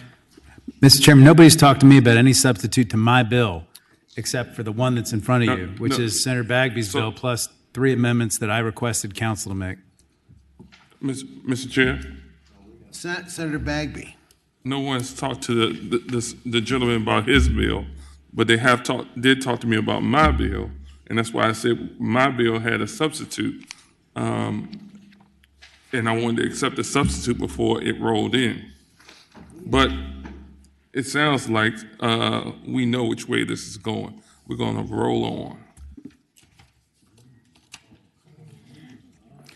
Mr. Chairman. Senator Surville. I mean, we could always unwind this, adopt this sub, and roll it in, but it won't change what substitute I'm going to accept at the end of the day. So, I mean, if Senator Bagby feels like he needs to do that for symbolic reasons, I'm happy to do it, but it's not going to change the substance of the bill. What I would suggest is that let's get through this bill and see if we're going to adopt it.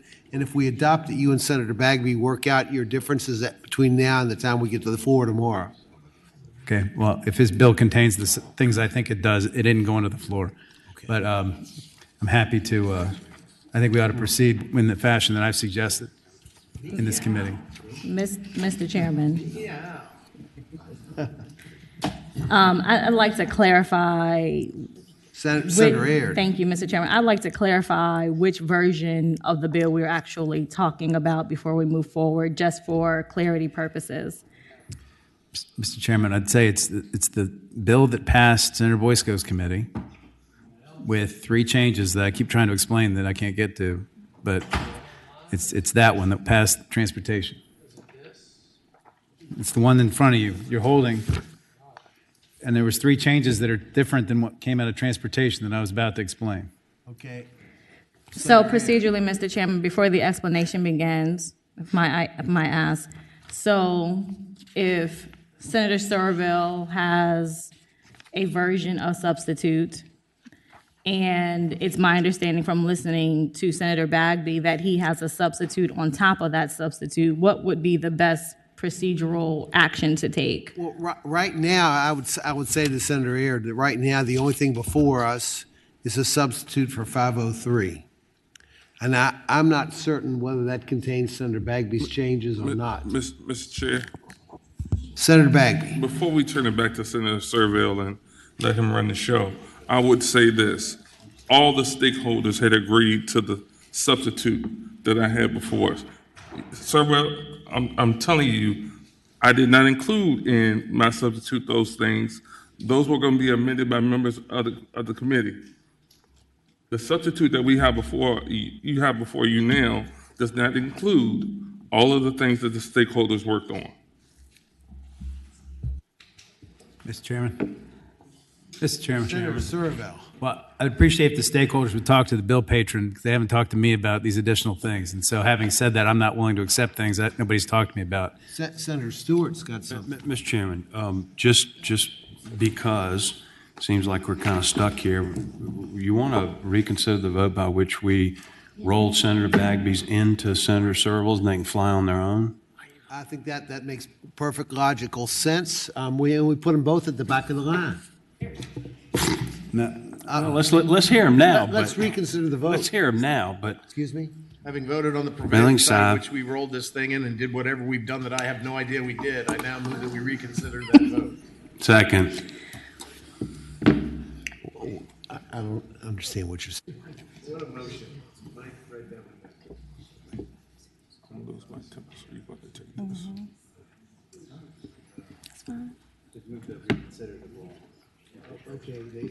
There's been a motion to reconsider the vote by which the bills were rolled together. I'd say this is going to slow us down considerably. Can we take it one at a time? Send it to Jacob. Can Senator present his bill? And I'd ask you to come through the chair. Okay, we've had a motion to reconsider the motion, the vote whereby we roll the bills together. Let's have all in favor of that motion say aye. Aye. Any opposed? Do mine first. Okay. Ayes 15, no zeros. Ayes 15, no zeros. Okay, yours is 503. Yours is 539. So we'll do 503 first. Thank you, Mr. Chairman. So again, back to Senate Bill 503. Senate Bill 503 is basically what the Transportation Committee reported with 2 or 3 changes.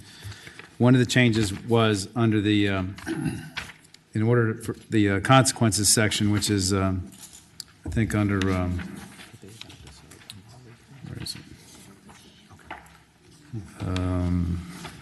Sabrina, where's the part about willful? Mr. Chair, on the substitute, it begins on line 101, sorry. Okay, so on I line don't know that's 101, in order for an employee of a law enforcement agency or a private vendor to be fined for the civil penalty, it has to be a willful or intentional violation. So in other words, a non-negligent violation. That's one change that was made from the transportation sub. The other one was Senator Stewart requested that we add language similar to the language in the facial recognition bill, which is on lines 72 through 74, which makes clear that the results of a license plate reader cannot be the sole basis of the issuance of a search warrant or an arrest warrant, which is language that's similar to the language we have in the facial recognition bill. So those are the 2 differences. Having explained that, basically, right now, there are absolutely 0 restrictions on how license plate readers are used in this state. None, except for the U.S. Constitution and the Constitution of Virginia.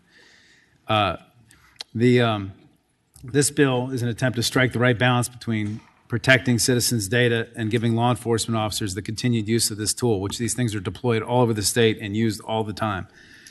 The bill clearly states that the plate image alone doesn't constitute probable cause. Officers have to gather information and visually confirm the image. They can't use this solely as a basis to stop somebody. There's a front-end certification, so when an officer logs into the system being used, it has to be for an authorized law enforcement purpose. Their name is recorded, the date, time, place, et cetera, is all kept and logged. Unauthorized access has to be reported monthly. The state police report, in the annual state police report, the data collected has to be aggregated and sent. They have to send a report to the General Assembly and the Crime Commission for analysis.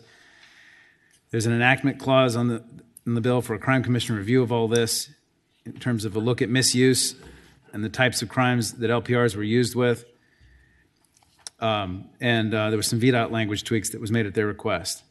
All data collected by LPRs has to be permanent, deleted by law enforcement and their vendor within 30 days of use, which is one of the shortest retention periods in America and the shortest in our code for similar technology. It prohibits the sale of any data to third parties by law enforcement and the vendor. There's consequences for misuse. Creates a permitting process for VDOT to put these in our right-of-ways, and it requires DGS to vet vendors to ensure they're in compliance with the statute before these products are made available to law enforcement agencies. State police have to promulgate a model policy. They have to publish a monthly log. And basically the bill gets this thing regulated. Right now it's just completely 100% regulated. If the bill doesn't pass, we will have 12 more months of unregulated use. That's what the bill does, Mr. Okay, Chair. well, that explains the substitute. You've got a substitute for Senate Bill 503 before you, and the changes I assumed you talked about have been incorporated into the substitute. Is that correct? Correct. Okay. Well, all in favor of adopting the substitute, say aye. Aye. Any opposed? Okay, Senator Bagby, please explain what your bill does that this one doesn't do, because if this bill passes, your bill will be out of order. You're amending the same section. Yeah, and Mr. Chair, I really zoned out just now. Okay. To be frank with you, I heard him say he did 3 things. I wasn't clear on the 3 things that he said. I can go through the things that mine does, but I think it would be easier if we had the council tell us the difference between the bills. I think they're chopping at the bits to do that. Can you do that, Taylor? Or We can do. Sabrina Yes, Mr. does. Chair. And they do have permission to pass on my substitute. So, Mr. Chair, Senator Bagby's substitute for SB 539 is being distributed. The biggest differences between his bill and, his substitute and Senator Surville's substitute are, let's see, and I'll wait for everybody to get the substitute, I'm sorry.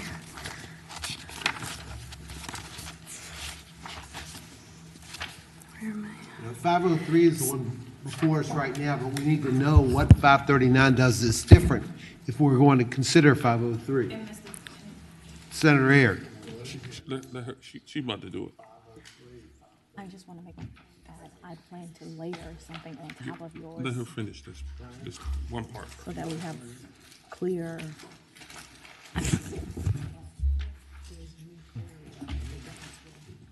Okay, Mr. Chair, let's see. So in Senator Bagby's substitute, on line 32, it's removing Romanet 4, as is included in both Senate Bill 539 as it passed out of transportation and Senator Surville's substitute for 503. So that would read Romanet 4 in subsection B, in the vicinity of a recent crime and may be connected to that crime. So that is taken out of the lawful purposes section. Additionally, on lines 78 through 79 of Senator Bagby's substitute for 539, there's language removed, or sorry, the language at the very beginning of subsection H is removed. It's the very first sentence. I'm sorry. I mean, the first, in either place, my substitute's not lining up. My substitute is 2/12/24, 1:56 p.m. Is that correct?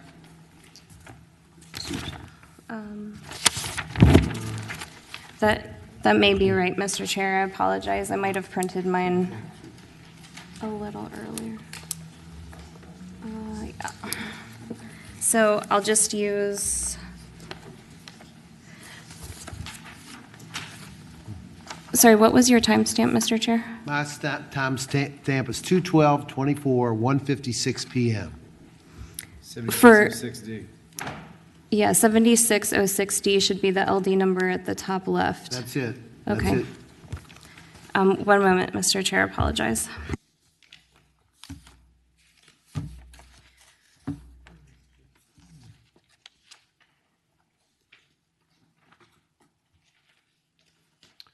We're talking about the differences between the bills. All right, Mr. Chair, I should be able to pull this up here. Okay, so the very first difference is, so Romanet 4 from Senator Surville's substitute, which is on line 32 of his substitute, so the LD ending in 7647. That is removed in Senator Bagby's bill. So that removes in the vicinity of a recent crime and connected to that crime as one of the lawful purposes for the LPR system. Okay, got that. Okay. And then turning to subsection H, which in Senator Bagby's substitute begins on line 73. 75. 75. I'm sorry, I was looking at the wrong one. 75 on the Bagby bill. 73 on the 73 on the Bagby bill, 75 on the Surville. Yes, that's correct, Mr. Chair. The one big difference here is that in Senator Surville's version, beginning on line 75, his first sentence reads, license plate reader system data shall be purged from the database system within 30 days of its capture in such a manner that such data is destroyed and not recoverable. And Senator Bagby's version removes that first sentence and instead replaces it on line 73 in Senator Bagby's bill with a provision that any data retained in accordance with the subsection shall be made inaccessible to law enforcement officers after 30 days of its capture. And then the final difference between the two is on line 83 of Senator Surville's substitute, beginning with law enforcement agencies, the second sentence in subsection I. Law enforcement agencies on line 83 through subsection B on line 87, that whole sentence is struck in Senator Bagby's substitute. Oh, yeah. Yeah. Mr. Chairman. Senator Surville. Mr. Chairman, nobody's talked to me about any of those changes specifically. I've been carrying this bill for 3 weeks. I had a meeting for an hour right before the Super Bowl with some people about it, getting clear about it. I don't know where this is coming from, and I don't support it, any of those changes. If we're going to consider them, I'd have a whole bunch of people to talk to about them before they're made. And this, we actually have a process. This bill is going to be out there for another 2 weeks at least. There's time to talk about it. I would propose that we simply proceed with my bill, and that if people want to make changes, they can come talk to me about it if the bill moves along and the committee approves it. I think that's the way we should do it to avoid making mistakes. Senator Bagby. Yeah, thank you, Mr. Chair. And I will agree with the gentleman that we should move forward with this bill. But he and I do want to say that he and I have been talking about this, and I've shared with him my position and what we have been doing all along, even when he came to my office this morning, and we chatted in my office about it. I let him know that we have been meeting. I hope the stakeholders that he's been meeting with had told him or shared with him that they had been meeting with us. But let's move forward. Senator Stewart wants to join the fray. Mr. Chairman, this is really important because this is kind of just operating in the Wild West now, and I think we need some regulations surrounding this. One of the provisions that's really important to me, and the only reason I supported that facial identification legislation, is that you don't allow this to be the sole basis of a warrant to be issued, and that is in 503. And I think it's a protection that we all should care about. And so based on that, I'm going to move that we report Senate Bill 503. Mr. Chair. Senator Ayer. I tried to get my comments out there before we move this train along really quickly because people are tired of dealing with it. But quite frankly, I appreciate Senator Surville and Senator Bagby for both versions that they have. But to further complicate matters, I'm not in a position to support either one of these versions. And I did have a substitute drawn to Senator Bagby's bill that would add in a warrant requirement after 48 hours. And so procedurally, I'm hearing that we should just keep talking about this and we should just move it along quickly. But I would like for consideration of that version on top of Senator Bagby's version to be part of this conversation, because I also feel like those guardrails are quite significant. And as someone who put a ban on facial recognition and then the first year I wasn't here saw it undone, this is extremely important to me. Well, Senator Ayer, do you have your amendments drawn? I do. Okay, the amendments, 503 is on top of us. Have you seen the amendments, Senator Surville? This is for 530. This is drawn to 539, Mr. Chair. No, we're drinking the letter. Make the motion. And so, Mr. Chairman, Senator Ayer.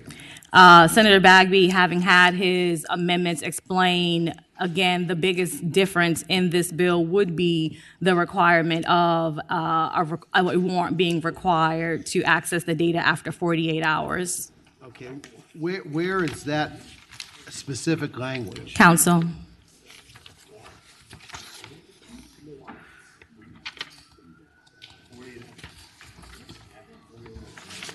Mr. Chair. It's on lines 36 and 37. Yes, that's correct.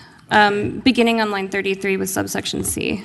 Okay, subsection C. Senator Surville, what say you about that amendment? Mr. Chairman, this concept has been under discussion for 4 weeks, and I've made it clear for 4 weeks that it's a bad concept, that it's unworkable. It would cause thousands of search warrant requests to be filed every year. Law enforcement has made clear to me that if that is put in the bill, they would completely oppose the bill. It would interfere substantially with the way these things are used today. And that's why I have resisted it and made clear that that I would resist it, and that discussion is for another day. Mr. Chair. Senator Ayer. Thank you so much, Mr. Chair. I would say that I have asked on numerous occasions, in what way does having this language, these guardrails, prevent law enforcement from being able to effectively do their job with these automatic license plate readers, in particular because there is language regarding exigent circumstances included in that same subsection. And so I understand that I've heard it stated that we don't have anything in place right now and we need to do something. But Mr. Chairman, if there is unfettered access to this data and without guardrails, there is no difference in moving this structured policy in 503 and in 539 without the warrant forward, because it does not put the necessary guardrails in place to ensure that we are making sure that this database is being utilized in a proper manner. I mean, quite frankly, and I'll get off my soapbox here in a minute, there was a comment made that said if there's any misuse, it will be included in the logs that are uploaded every month. Well, Mr. Chairman, who has oversight over those logs when that misuse occurs? I think from the onset, we need to put a stake in the ground that has guardrails on how we are utilizing this mass surveillance tool to ensure that people's privacy is protected. Senator Aird, there was a motion made to report 503. You could substitute motion and move your amendment to 503, and then we could take that up, or you could just come back with a floor amendment if we got the bill on the floor. So, Mr. Chairman, Senator Aird. what is the current state of 539? Well, if we adopt 503, 539 will be out of order. And there's been a motion to adopt 503. To report 503. To report 503. That's what you need to do. You need So, a floor amendment. so there was a motion to report 503. There hasn't been a second yet. I'll second. Okay, there's been a motion and a second. Are there alternative motions? If not, please open the roll. 503.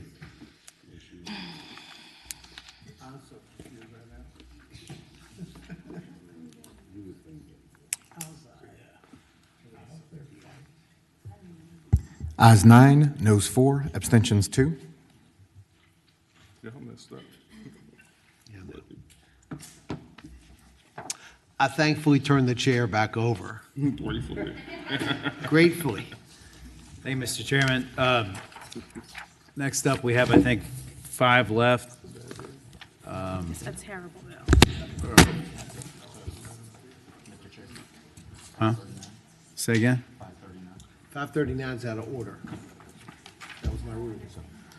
Okay, so next up, we got, We passed 503. It's the same thing, same code section.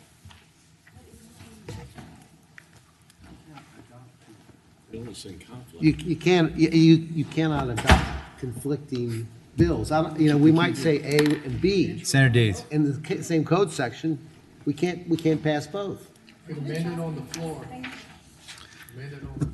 Okay, Senator Carol Foy, when do we do preliminary hearings?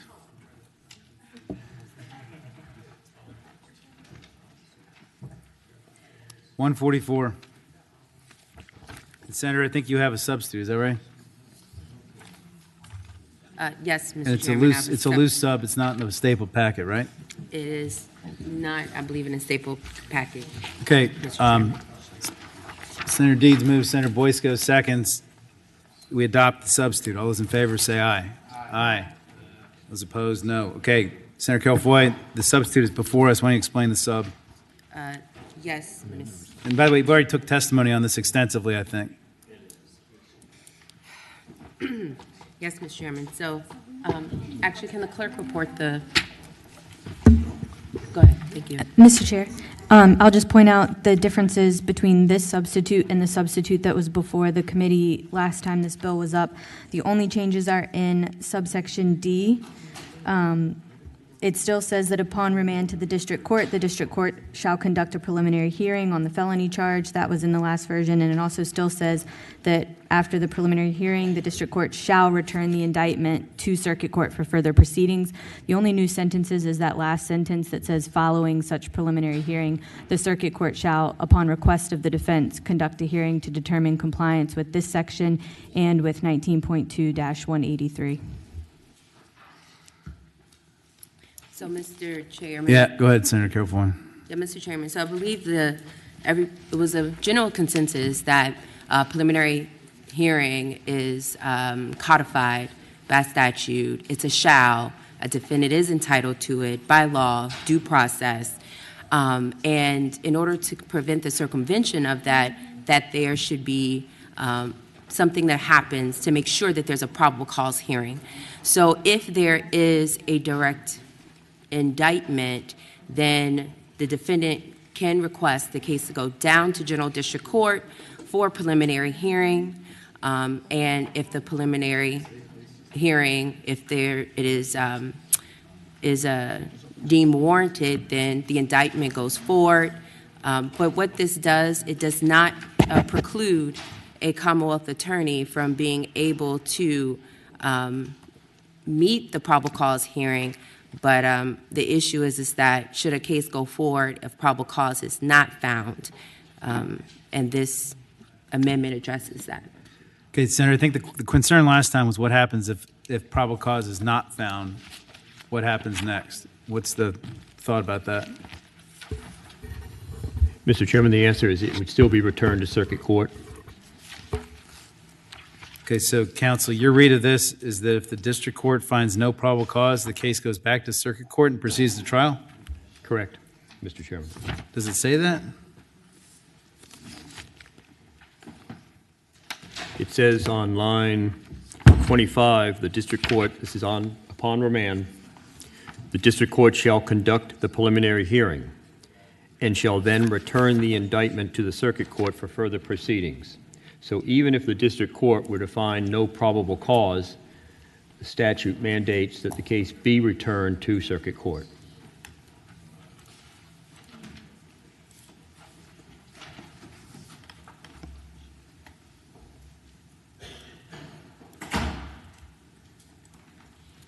You think it says that?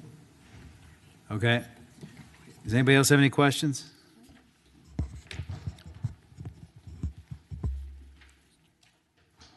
I have a question, Mr. Chairman. Senator Perry. My question, starting in section A, I know we had conversation last time about is or was, and conversation surrounded that. Right now, the way that I read the bill is, it says, no person who was arrested on a charge of felony shall be denied a preliminary hearing upon the question of whether there is reasonable ground to believe that he committed an offense. I think it's probable cause is the standard, not reasonable ground. I don't think that's a legal standard. But going on after that, it says, and no indictment shall be returned in a court of record against any such person for that charge or any other charge that would be a greater or lesser offense of that charge or any other charge arising out of the same transaction or occurrence of that charge prior to the hearing unless such hearing is waived in writing by the accused. Sorry. What's your question? My question is, that seems to me to, I guess, my understanding is what they're trying to do here is say, look, if I arrest you on a charge of, on a specific charge, I can't then, and I guess Section B gets at this, you can't null pros charges anymore, right? Regardless. I think this bill does a lot more than the last bill that we were looking at. This basically says I can't arrest you on a charge, null pros that charge, indict on other related charges or any other charge that comes out of anything. If I decide like, hey, actually I can't prove the charge that I arrested you on, right? But I can prove these other charges, I can't direct indict them either. Mr. Chairman? Am I right about that? I think it's a question of counsel. And then Carol Foy, I think, has an answer. The answer is that a person must be given a preliminary hearing on the charge for which they are arrested. If they receive that preliminary hearing, then everything proceeds as it normally does. If they are not given a preliminary hearing on the charge for which they have been arrested, then the consequences kick in. Mr. Chairman. Senator Perry, and then I think Carol Foy had an answer, I think. That is not how I read this language here. I think the way that I read it is, if once I arrest someone on a charge, if I subsequently decide I cannot prove that charge and I instead want to direct indict, I'll give an example. I had a very incredibly complex what's called bank jugging robbery, and it was a group of folks out of Houston. They travel all around the country. They target minority, high income, high dollar cash businesses, right? They travel all over the country. They are incredibly sophisticated, right? I put on 2 9-hour prelims in those cases, right? But if at some point in time I had decided, hey, this is not the charge I can prove, I need to null process charge and I need to direct indict so I can bring in all of my custodians from out of state, I think this bill prohibits that. Senator Carol Foy.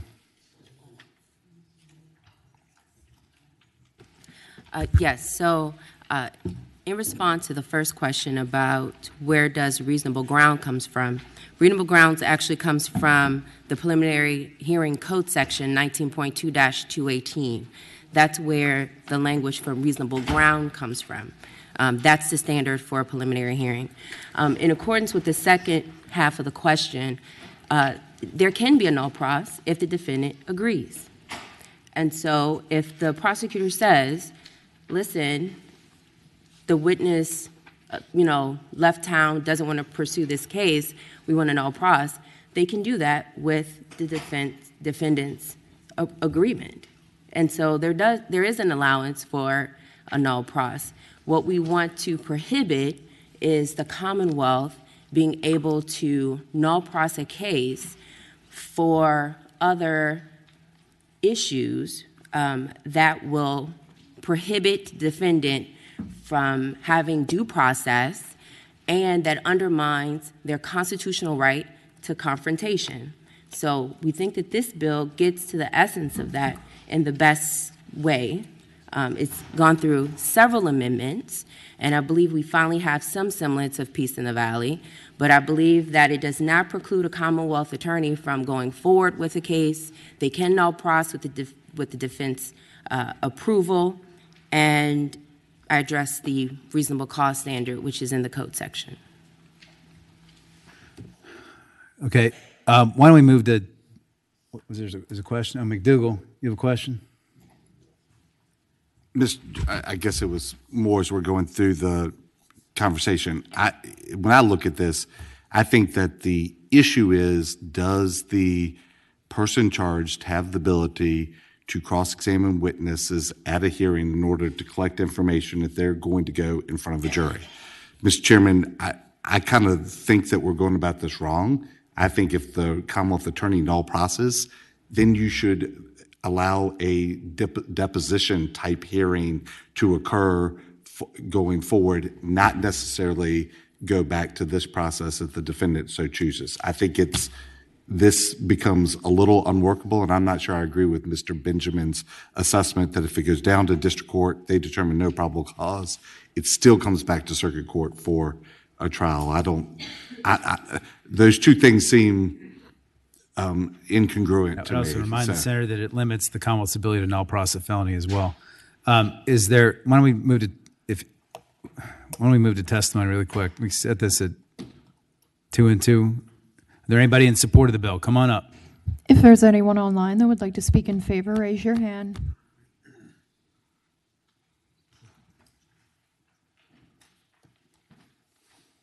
Mr. Chair, Rob Hogan-Class, Justice Forward.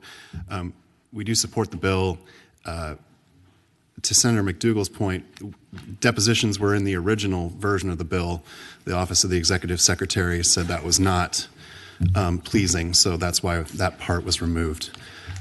We do think this, by citing to 19.2.183, which is the process by which preliminary hearings are to be conducted, we get to what Senator McDougall was talking about, where there's a reasonable opportunity to use the confrontation clause, have an opportunity to cross-examine witnesses.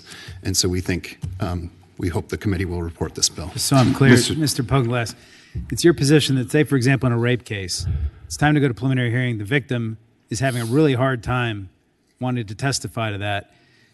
Commonwealth decides they want to null process it because the victim, doesn't want to testify that day, having a bad day, whatever, hasn't decided necessarily they want to just give the charge up. But instead of allowing the Commonwealth an opportunity to null process the case, you'd rather have the defendant force that person on the stand to testify in a preliminary hearing. If they're not going to testify, then there's not going to be any probable cause. And then the Commonwealth can go get a direct indictment.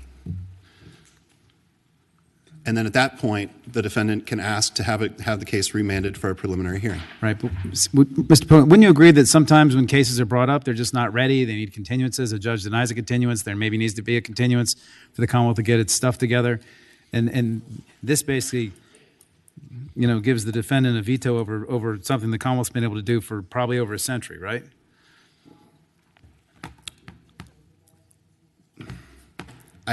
I hear what Mr. Chair is saying. We support the bill. Okay. Mr. Chairman, Mr. can I ask McDougall. one other Senator McDougall. question. So if you're looking at that, what happens if you go through that process, it goes to circuit court, the defendant requests the preliminary hearing, it goes down, and then the government doesn't put any witnesses on, just doesn't put any witnesses on. It still goes back to circuit court. So what have you accomplished? What we're trying to accomplish is that many prosecutors will see the new version of the law and say, well, this is normally a case that I would just null process and directly indict, but seeing that I'm going to have to go through this preliminary hearing at some point eventually, I will go ahead and just do the preliminary hearing and put up a witness or two to establish probable cause, which is a pretty low standard, and then we can proceed on to trial rather than skip that, directly indict, and there's no preliminary hearing. Okay, thank you. All right, who's next? Anybody else in favor? Anybody online in favor?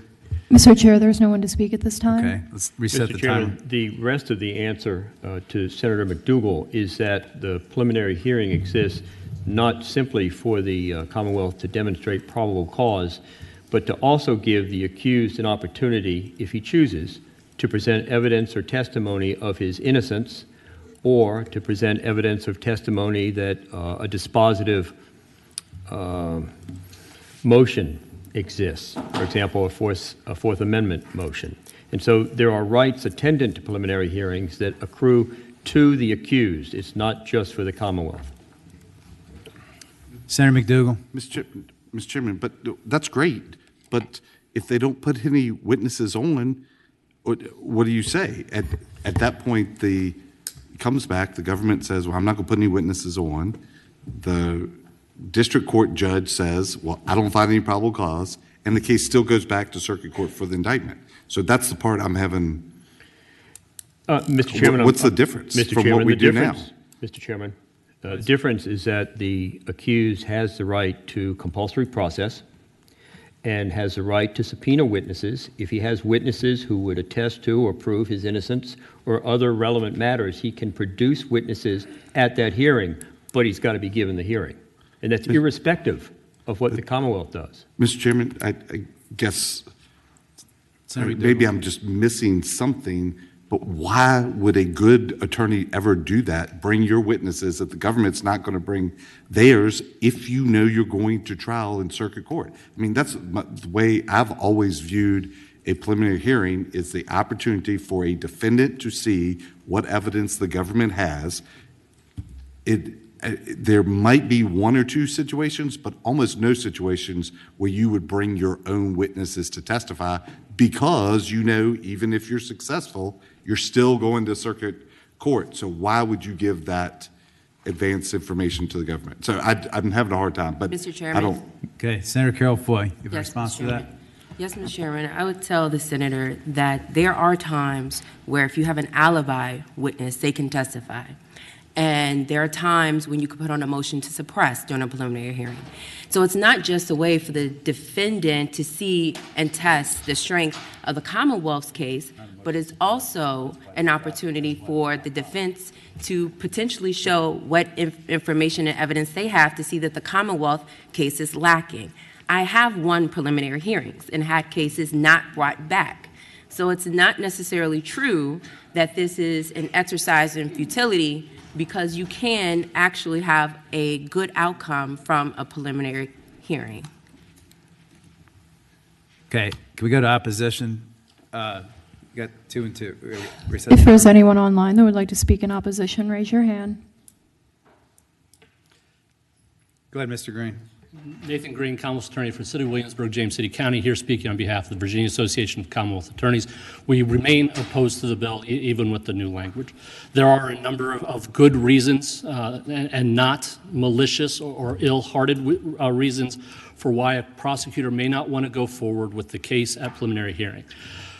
In Williamsburg, we have Busch Gardens. We have a number of individuals that get their credit cards compromised. And I don't want to fly someone from Ohio for a preliminary hearing and then fly them again for a trial. And so we'll make the decision that to null pros the case at the preliminary hearing.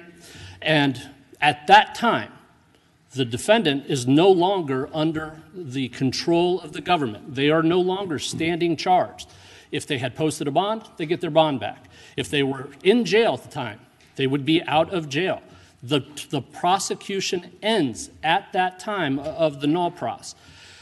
I understand that this may end up being somewhat futile because we would just call a witness, maybe some witness from a police officer, and as soon as he started to talk about some hearsay, the defense objects, and then we're done, and so no probable cause is found. But good prosecutors will look at the law and understand what the intent of the legislature was. And if you tell us that we have to bring our witnesses twice for every case, then that's what we'll end up doing. And so we will be spending more money as we fly witnesses twice for both prelim and then also for circuit court. There is a fiscal impact to this bill for that reason. And it also means that we will be calling the 6-year-old girl to testify about her rape, not once at trial, but twice, once at preliminary hearing and then again at trial. I've heard it said that this is a violation of due process. You do not have a due process right to a preliminary hearing. You have a statutory right to a preliminary hearing. Thank you, Mr. Green. Is there anybody online against the bill? Mr. Chair, there's no one that wishes to speak. Okay, thank you. So that closes testimony. Listen, it's my sense that this is a problem. I agree it's 100% a problem, that preliminary hearings are null pros, and that people ought to have a chance to cross-examine witnesses before they're forced to undergo trial or enter a plea, 100%. It's not clear to me that this is necessarily the right way to get at that, but Chair is willing to entertain motions on the bill or further discussion. Mr. Chair, before we vote, can I have the last Go ahead, Senator Carroll, go ahead. On the bill. So I heard some of the contentions in opposition for it, and I would say that these procedural safeguards are just that. They're procedural safeguards. And so it is a trade-off that, yes, that witness may have to make another appearance, but this is a way that we ensure innocent people are not being convicted of crimes, that we are utilizing judicial resources efficiently and effectively and not having cases proceed to trial that had no business going to trial because there was no preliminary hearing. And, I take complete objection when we talk about witnesses' convenience. I'm talking about a defendant's constitutional rights. And if that person had been sitting in jail for weeks, if not months, until a preliminary hearing, and then null pros the case, oftentimes that time credit goes away. Not all judges grant a motion to allow that time that they sat on the previous case for the case going forward. So we talk a lot about, witness convenience, but I want us to pay more attention to a defendant's freedom, their due process, their constitutional rights, the confrontation clause. All these things are not taglines. We have a preliminary hearing codified for a reason. It's a shall. And because prosecutors have found a way to circumvent it, why we are still going to acknowledge it and then continue to let it happen in the Commonwealth of Virginia is absolutely absurd to me. Okay, is there any further discussion from the committee? Mr. Chairman, I can just tell you that if the patron wishes a more succinct and tightened up bill that may be more palatable to the committee, I can offer that language, but it's completely up to the patron. I would entertain that amendment. Let me describe to the committee what the amendment would be for the patron to decide. So if you look at the bill in front of you, if you go to line 13, after the words "for that charge," and that refers to what you were arrested for, that specific charge, put a period there and strike the new language that appears after the word charge on lines 13 through 15. So we're only dealing with the offense for which somebody was arrested. Subsection B would remain the same, and then there would be a new C. And this new C would provide only that an indictment returned in violation of this section, meaning that if the original charge was null prost and the Commonwealth then indicted for that specific charge, not some other variation, but that specific charge, then in that case, the indictment would be dismissed in the circuit court with prejudice upon motion of the accused.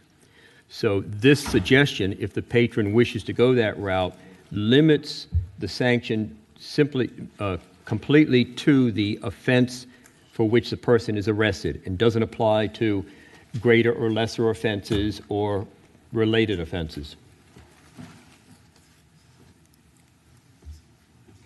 For example, if somebody were arrested for distribution of drugs, first offense, the Commonwealth could indict still for distribution of drugs, second offense, and there would be no consequence. That's just an example. But if the Commonwealth null prost the distribution first offense and then indicted for distribution first offense, then that indictment on motion of the accused would be dismissed. That still permits the accused and the Commonwealth to negotiate a resolution as normal. Listen, Counsel, I appreciate the suggestion. I also said to the committee on Friday that we weren't going to be doing wordsmithing today, especially at 6:44, 3 bills last, and we have to do this through 3 reads tomorrow on something that affects every single felony prosecution in the state. This is a big bill. It is a big process change. It has lots of potential. Huh? Yeah, with 5 bills left. I mean, I just think this is a really big bite at this point in the process. But I appreciate the suggestion. I think it's something we ought to continue to work on.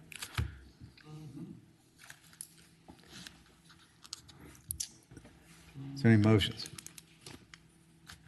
Move to carry over. Second. Substitute motion. What's the substitute motion? Move the report. Second. It's been moved and seconded. We report the bill that takes priority. All those in favor? Clerk will open the roll.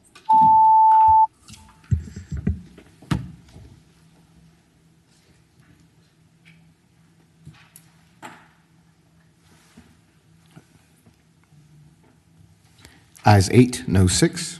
All right, bill reports. Mr. Chair, having voted on the prevailing side whereby we reported Senate Bill 503, I'd like to reconsider that vote. Second. MJ, can you open the roll? Yes, sir.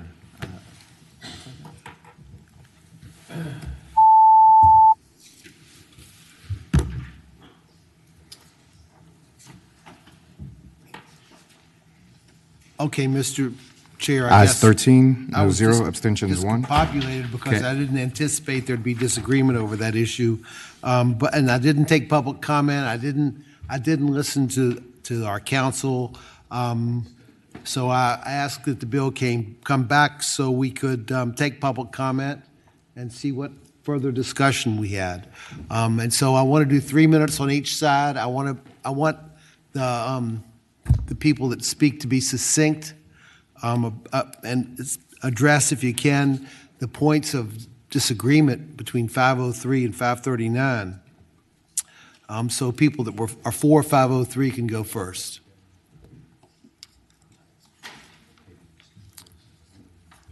If there's anyone online that would like to speak in favor, raise your hand. Mr. Chair, I just want to be clear. Senator Bagby. I just want to be clear. 539 is not in consideration. We're just talking about 503. We're talking about 503, but there Yeah, were points of distinction that you raised, and you and Senator Aird raised that I just don't want to confuse folks. I don't want to confuse folks because that's not before us and it's not up for consideration. Okay. Good evening, Mr. Chair, committee. I am Chief Maggie Ward from the Herndon Police Department. I'm here on behalf of the Virginia Association of Chiefs of Police.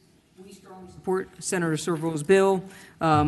We do feel that this bill actually provides some of the strictest guidelines in the country for the use of license plate readers, not just for law enforcement agencies who use them, but also for the industry that provides the technology. We do assert that this is only one small piece of an investigation. The data alone that we get from capturing a vehicle and a license plate image is not enough for us probable cause to make a charge. It is one piece of that puzzle, just like many of the other things we use. I would also assert that there are good guardrails on this, that we support the guardrails that have been put in place, which do require us to certify that we are querying for law enforcement purposes, and it includes quarterly audits and other things. And those queries that we do to have to query this system are very similar to what I would have to do to query other systems. So every time I would access that system, I would have to leave a fingerprint that I had actually queried and what I queried for. And that's important when you have to go back and look when you're talking about misuse for the system. It's very similar to what we have for other systems that are in place for law enforcement purposes only. For that and the other reasons, we strongly support the use of this technology, which has greatly enhanced our ability to solve crimes in the Commonwealth. Thank you. Okay, thank you very much. Next. Good evening, Mr. Chairman, members of the committee. Elizabeth Hobbs with the Virginia Sheriff's Association. We also support the bill for the aforementioned reasons. It's a valuable tool, and we are in favor of the guardrails placed on it by this bill. Okay, thank you. Is there anyone else in the room in favor of the bill? Are there people online in favor of the bill? Mr. Chair, there's no one to speak in favor. Okay, reset the timer. Are there people that are opposed to the bill? If there's anyone online that would like to speak in opposition, raise your hand.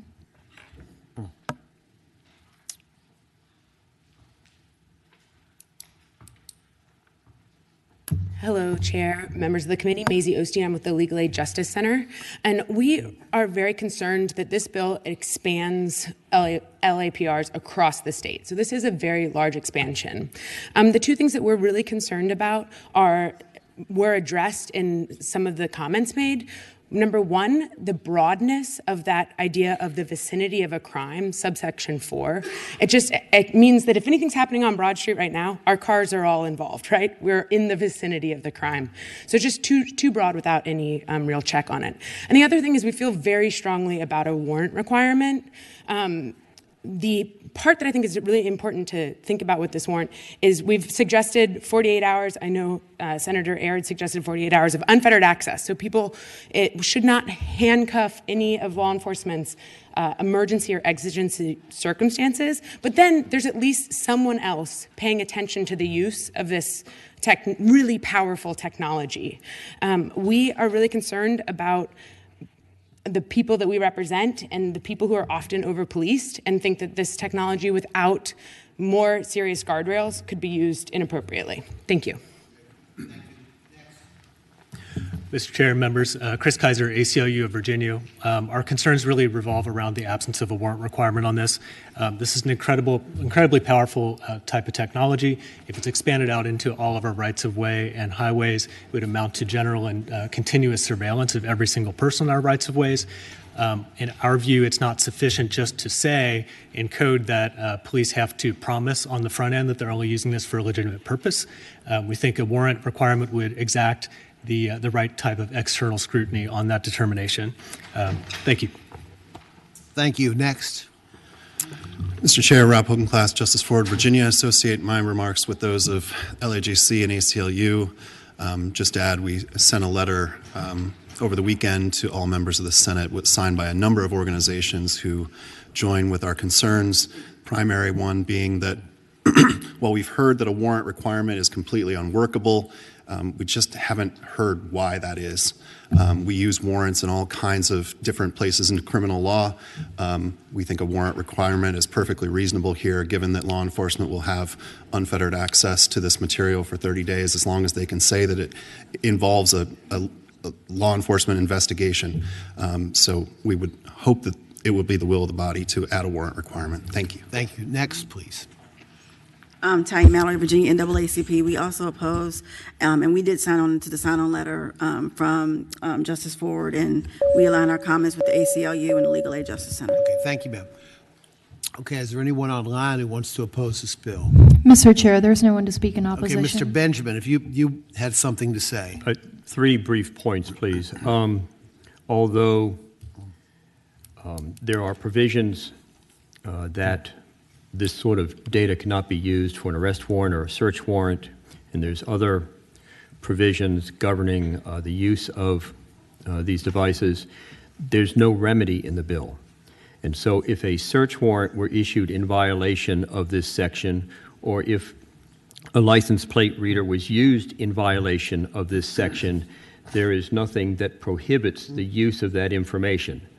That can be easily remedied, but it would require an additional sentence to be added that would provide the remedy. That's point 1. Point 2 is that the language concerning vehicles that are in the vicinity of a crime scene on line 32, that's of the same nature as geofencing, which a Richmond Federal District Court found to be unconstitutional. That's point number 2. Point number 3 is that in this bill, there's a requirement of purging the data from the database. Unfortunately, that's impossible. While you might purge it from this particular database, it would be standard practice for law enforcement officers to upload this data to national police databases from which it can never be purged. And so while there's a purging provision here, it would likely be completely ineffectual.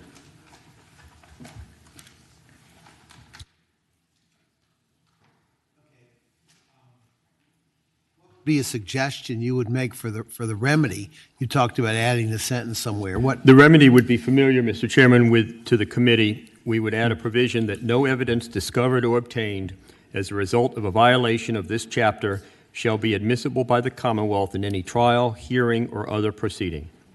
Senator Surville, what do you say to that? I'm fine with that.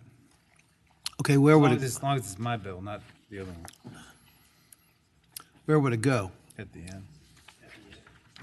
At the end, Mr. Chairman, at the end. At the end of the bill? I think so. Go on at line 126. Okay. Between 126 and 27. Does everybody understand that amendment? That's correct, 126, 127. Exclusion. An exclusion, basically, if there's something that's collected in violation of this, of the code, Statute. the statute. Do you understand that? Does it make sense? Do I hear a motion? So moved. Okay, is there okay, all in favor of adopting that amendment, say aye. Aye. Okay. No. No. One no. Usual suspects. Suspect. Suspect. Okay. Okay. Okay, what else? One other suggestion to my third point is on line 75, where it says license plate reader system data shall be purged from the database.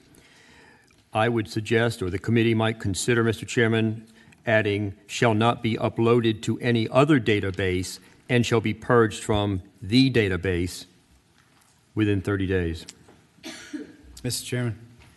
Senator Surville. I thought there was language in this that prohibited data sharing with anybody, and that was a requirement in order to become a licensed vendor under this. You had to have that built into your system. Mr. Chairman, the answer is that on line 82, law enforcement agencies are permitted to share this data with other law enforcement agencies. And so current language in the bill would permit an uploading to national databases.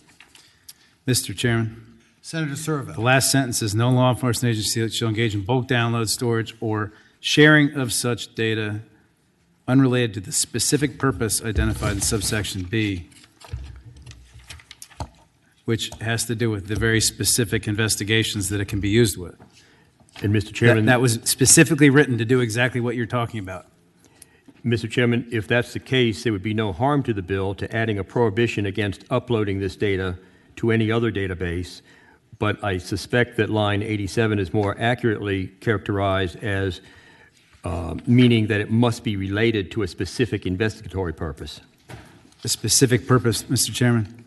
Senator Surville. It was supposed to be related to a specific purpose for which the query is conducted. Mr. Chairman, I mean no harm to the bill. If that's consistent, then adding the language shall not be uploaded to any other database would not be inconsistent with the bill. Mr. Chairman. Senator Servo. Except it conflicts with what it says about sharing it with other law enforcement agencies that are investigating a specific crime. That's the problem. So if it needs to be more specific, the existing language in the bill needs to be more specific to say, or sharing of such data unrelated to the specific query done under subsection B. That would, I think, solve the problem.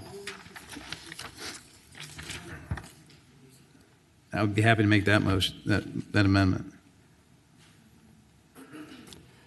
I don't think Senator Benjamin. Mr. Chairman, thinks much of it's that. not obviously for the committee to satisfy council. I can just tell you from my experience dealing with police databases, this information will get uploaded and it will be forever accessible to any law enforcement agency in the country.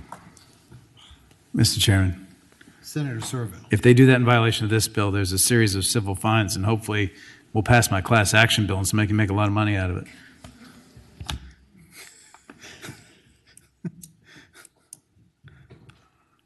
But I would be happy to make the amendment on line 87 to make it, I think, to deal with the concern, which is that on line 87, we would strike unrelated to a, we would strike purpose identified in and have it say made pursuant to. So it would say unrelated to a specific query made pursuant to subsection B.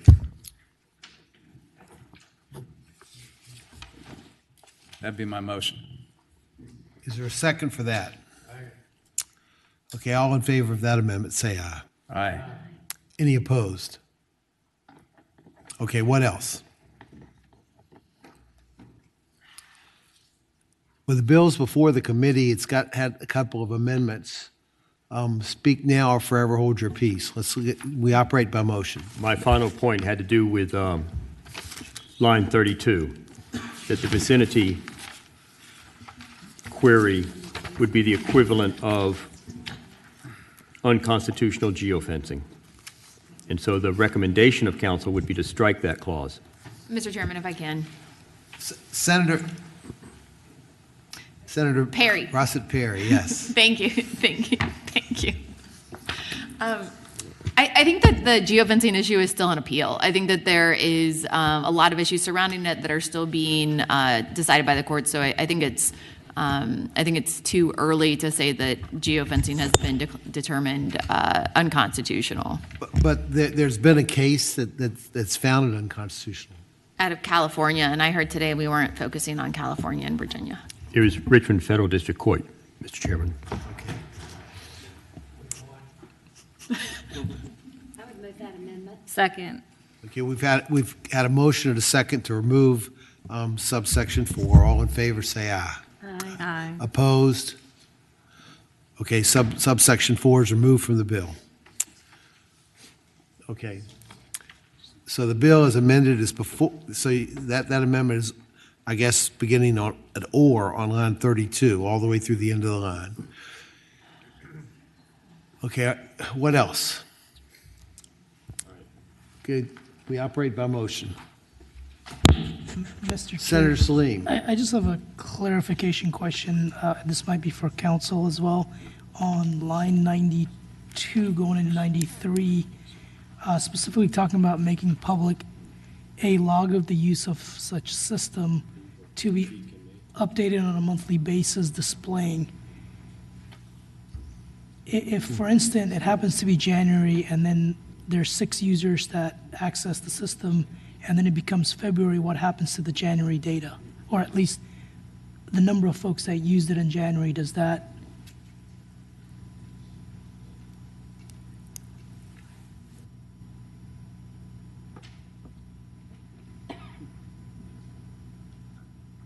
Unless I'm misreading that. I'm sorry, we're not certain, Mr. Chairman, of the question. Mr. Chairman, my question related to where it says on line 92, starting at the end, make public a log of the use of such system to be updated on a monthly basis, displaying all the other information. It doesn't indicate that it has to be, it does say it's got to be uploaded on a monthly basis, but what happens to the prior month when a new one gets uploaded or becomes available? Because I believe, Mr. Chair, the purpose of that is to indicate what is the use of the system, or at least who's using it. So if there are bad actors who are using it on a constant basis and they show up every month, no one can go back and look at that spreadsheet or whatever it may be to indicate Officer X, Y, and Z has looked at this almost every other month. I'm just trying to get an understanding of that.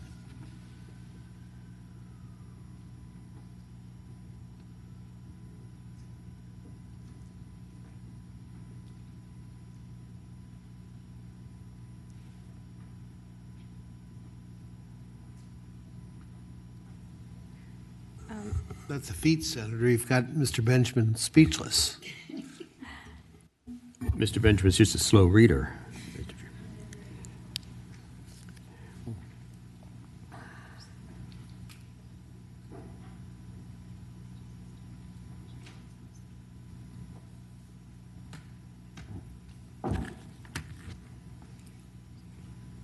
Mr. Chairman. Mr. Chairman, quite frankly, I'm having a hard time following subsection J. Mr. Chairman. Senator Servell. You know, the Majority Leader's bill is going to be coming over substantially similar to the bill we've now amended, and we can always deal with this when it comes over. They'll give us plenty of time to think about it, but we have still 4 bills left to do at 7:03 p.m., and we probably, we're going to start losing more votes if we don't keep moving this long. We don't need this one. We might not have it. We'll see. Mr. Chair, I'm okay with that. We can definitely discuss that as well.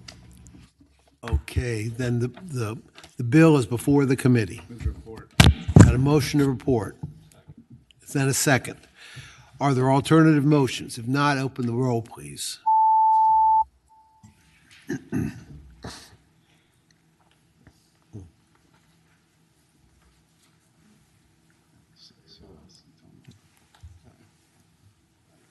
Ayes 6, noes 4, abstentions 2. Okay, the bill reports again. Now, we have up, let's see, Deeds, yours was quick, right? It ought to be. What this bill says is if 580. If it's Senate Bill 580, it's pretty simple. If you are aggrieved about an alternative energy, a renewable energy project that's been approved by DEQ, and you're suing DEQ over it, you sue them in Richmond the way you do in other situations when you're suing state agencies. You sue in Richmond in accordance with the Administrative Process Act. And Senator, I believe there's an amendment to the bill, I think. Okay, there's a line amendment? There's a line amendment. Sabrina, can you report the line amendment? Yes, Mr. Chair. On line 25, after filing, you're going to strike the remainder of line 25 through 8.01, 671 period on line 26. So the effect of this is that it removes the appellate jurisdiction that's noted in the bill from the Supreme Court, and instead it'll default to the Court of Appeals pursuant to 17.1405. Okay, Senator Deeds moves. Senator Boyce seconds the amendment. All those in favor say aye. Aye. Anybody opposed? No. Okay, the bill is amended. Is there any discussion about the bill? There's basically about, 15 other matters that were venualized in the city of Richmond. This would just add to that list, right? That's right. Okay. Is there any discussion? Is there anybody in favor? Is there anybody opposed to the bill? If there's anyone online that would like to oppose, please raise your hand. Okay. Second. And moving to second, we report the bill. Clerk will open the roll. All right. Subramanian. Ayes 10, noes 1, Thank you, abstentions MJ. 1. Okay, it looks like Subramanian, it's you and me. Why don't you go first? 505. Oh, I'm sorry, Peak still has his too, doesn't he? Huh? And Salim. Oh, Salim has one too? Which one's it on? Oh, I see it. You're right. Okay. We still have a couple more. Okay, we have 4 left. Why don't we do Subramanian? That one's a little meatier, I think.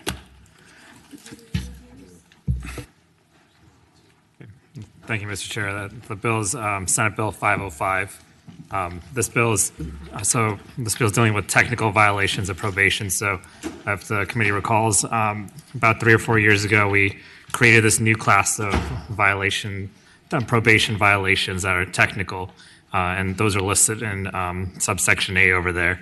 And one of the things that we did was at the end of that subsection A, we said multiple technical violations arising from a single course of conduct or single incident are considered at the same revocation hearing shall not be considered separate technical violations for the purposes of sentencing pursuant to the section. So we've seen some judges trying to skirt kind of the intent of this law, which is to, these technical violations are essentially a way of, they're not a danger to the public in any sort of way, but, we had a judge who, for instance, had a person into their courtroom, and they heard one technical violation and had them leave the courtroom, and then came back, and the second one had him hear a second one, and so that they could basically, instead of not being able to impose a term of incarceration, they were able to say that was 3 separate technical violations, and were able to make them So all serve a sentence. this bill says is all the technical violations that have occurred up to the point of the hearing have to be heard during the hearing. Yes. So, and to clarify that, so if there's one incident where you committed multiple technical violations, they all get that's all bunched as one technical violation for the purposes. There's like a 3-strike rule basically. The first one, you don't get any incarceration. The second, it's 14 days. The third, that's longer. But you can actually have multiple incidents, and those be separate technical violations. But we want them all heard at that next hearing together. The second thing it does is, people are being held in custody for more time than they would actually receive on their technical violations, and so this bill requires the court to hold the hearings within 14 days, or else if they're not able to, the court's not able to do that, they're admitted to bail with some exceptions. So that's all this bill is doing. Are there amendments to the bill? Yeah, there are some amendments. They're just line amendments, mostly technical, to clean up lines 45 and 46. They are tailored, they are simply technical amendments? Yes, Mr. Chair, they're technical amendments. They would strike on line 45 after alleged, it would strike first or second. And then on line 46 after may, it would strike only. And then also on line 46 after impose, it would strike up to, and then insert not more than. Those second 2 amendments are to change that sentence so that the language lines up with the current language. If you're looking at the actual bill on line 40, that's how we word that 14 may impose not more than 14 days, so that language just... Okay, I think we understand the amendments. Is there a motion on those? Move. Second. Okay, the motion and a second on to adopt the amendments. All in favor, say aye. Aye. Okay. Amendments are adopted. Mr. Chair. Okay, thank you. Senator, were you done explaining? Yes. Okay. Is there any other questions for Senator Subramanian? I haven't taken public hearing. Got it. Okay. Why don't we set it at 2 and 2? All those in favor, come on up. If there's anyone online that would like to speak in favor, raise your hand. Class and Justice Forward.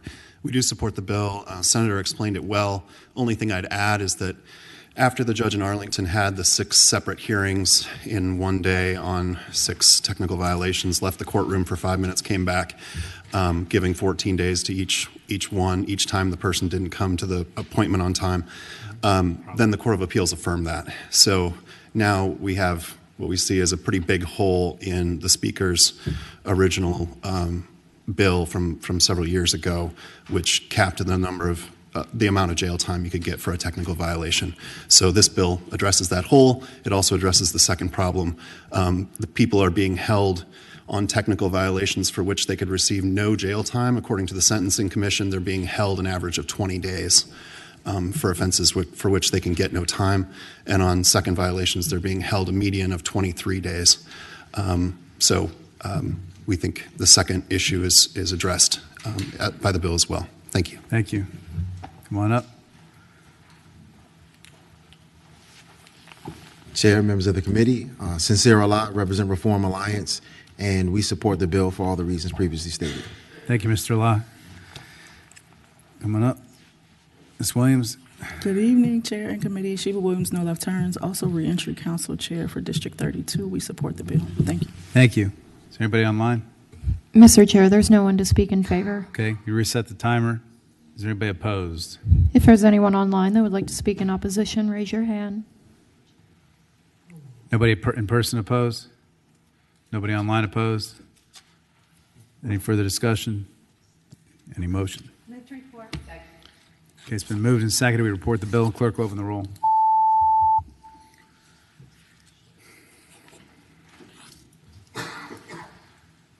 Ayes 8, noes 3. All right. Why don't we do Salim next? Senate Bill 334.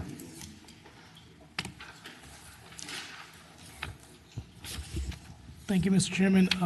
Senate Bill 334 deals with plea agreement and prohibiting provisions. You have a substitute, is that right? That is correct, yep. I do have a substitute and... Okay, Senator Salim moves, Senator Deed seconds the substitute. All those in favor say aye. The sub, aye. Anybody opposed? No, the substitute is before us. Why don't you explain what you do now? Thank you, Mr. Chairman.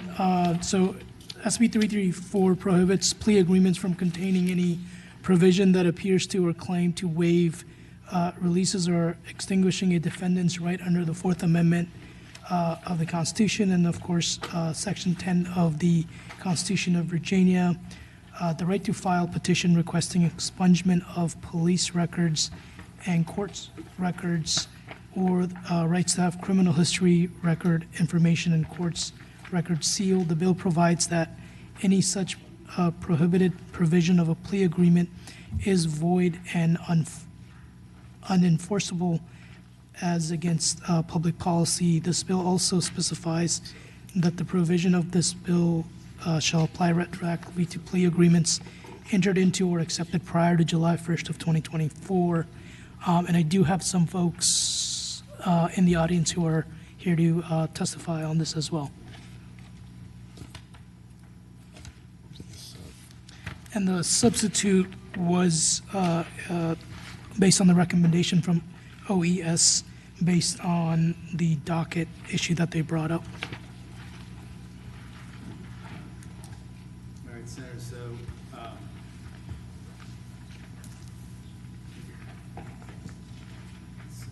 so your substitute looks like it's gotten a lot smaller, is that right? Mr. Chairman, it added Section C, which was from OES regarding specialty dockets.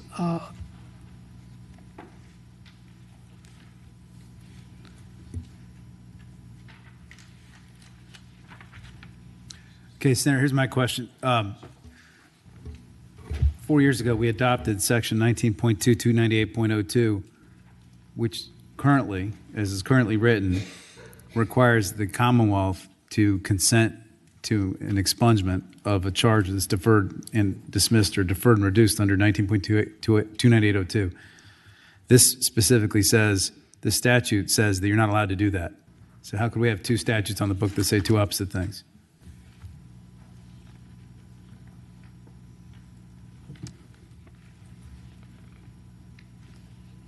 This is something the work group pointed out to me. It's not. Yeah, I was not aware that if I could refer to some of my folks on the, I like to phone a friend. Okay. Mr. Pogenglass, can you answer that? Yeah, I know you know what I'm talking about, right?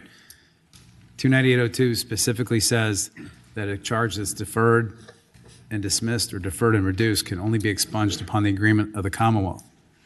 But this proposed bill says that you cannot restrict somebody's right to request expungement of a statute, which 298.02 specifically contemplates. So how do we reconcile those two statutes? Mr. Chair, the bill says you can't put into a plea agreement that a person waives their right to expunge a charge. I don't think that's inconsistent with the Commonwealth and the defendant agreeing to expunge the charge, which is what 298.02 does. Mr. Benjamin, do you agree with that? Right.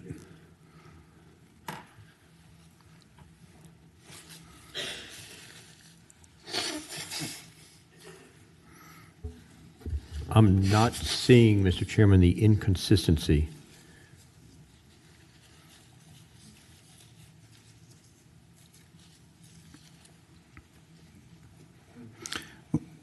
Mr. Benjamin, would you agree that suppose that somebody wants to amend or enter into a plea agreement, taking a DUI down to reckless driving, and the Commonwealth says, I'm willing to do that if you agree that your DUI will not be expunged. Doesn't that restrict the right to file a petition requesting expungement of the police records and court records?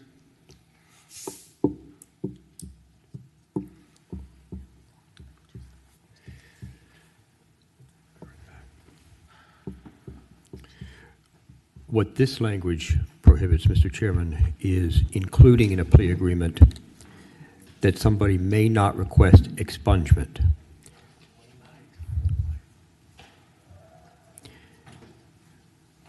That's all. And I think that the motivation there is that is an unfair leverage. I understand that, counsel, but that's not my question. My question is whether they conflict. And it seems to me that if you're not allowed to enter into a plea agreement restricting your right to expungement, then I don't know how 298.02 works if it's silent, if it says, in other words, 298.02 says you can only get an expungement of the original charge if it's contemplated in the 298.02 agreement.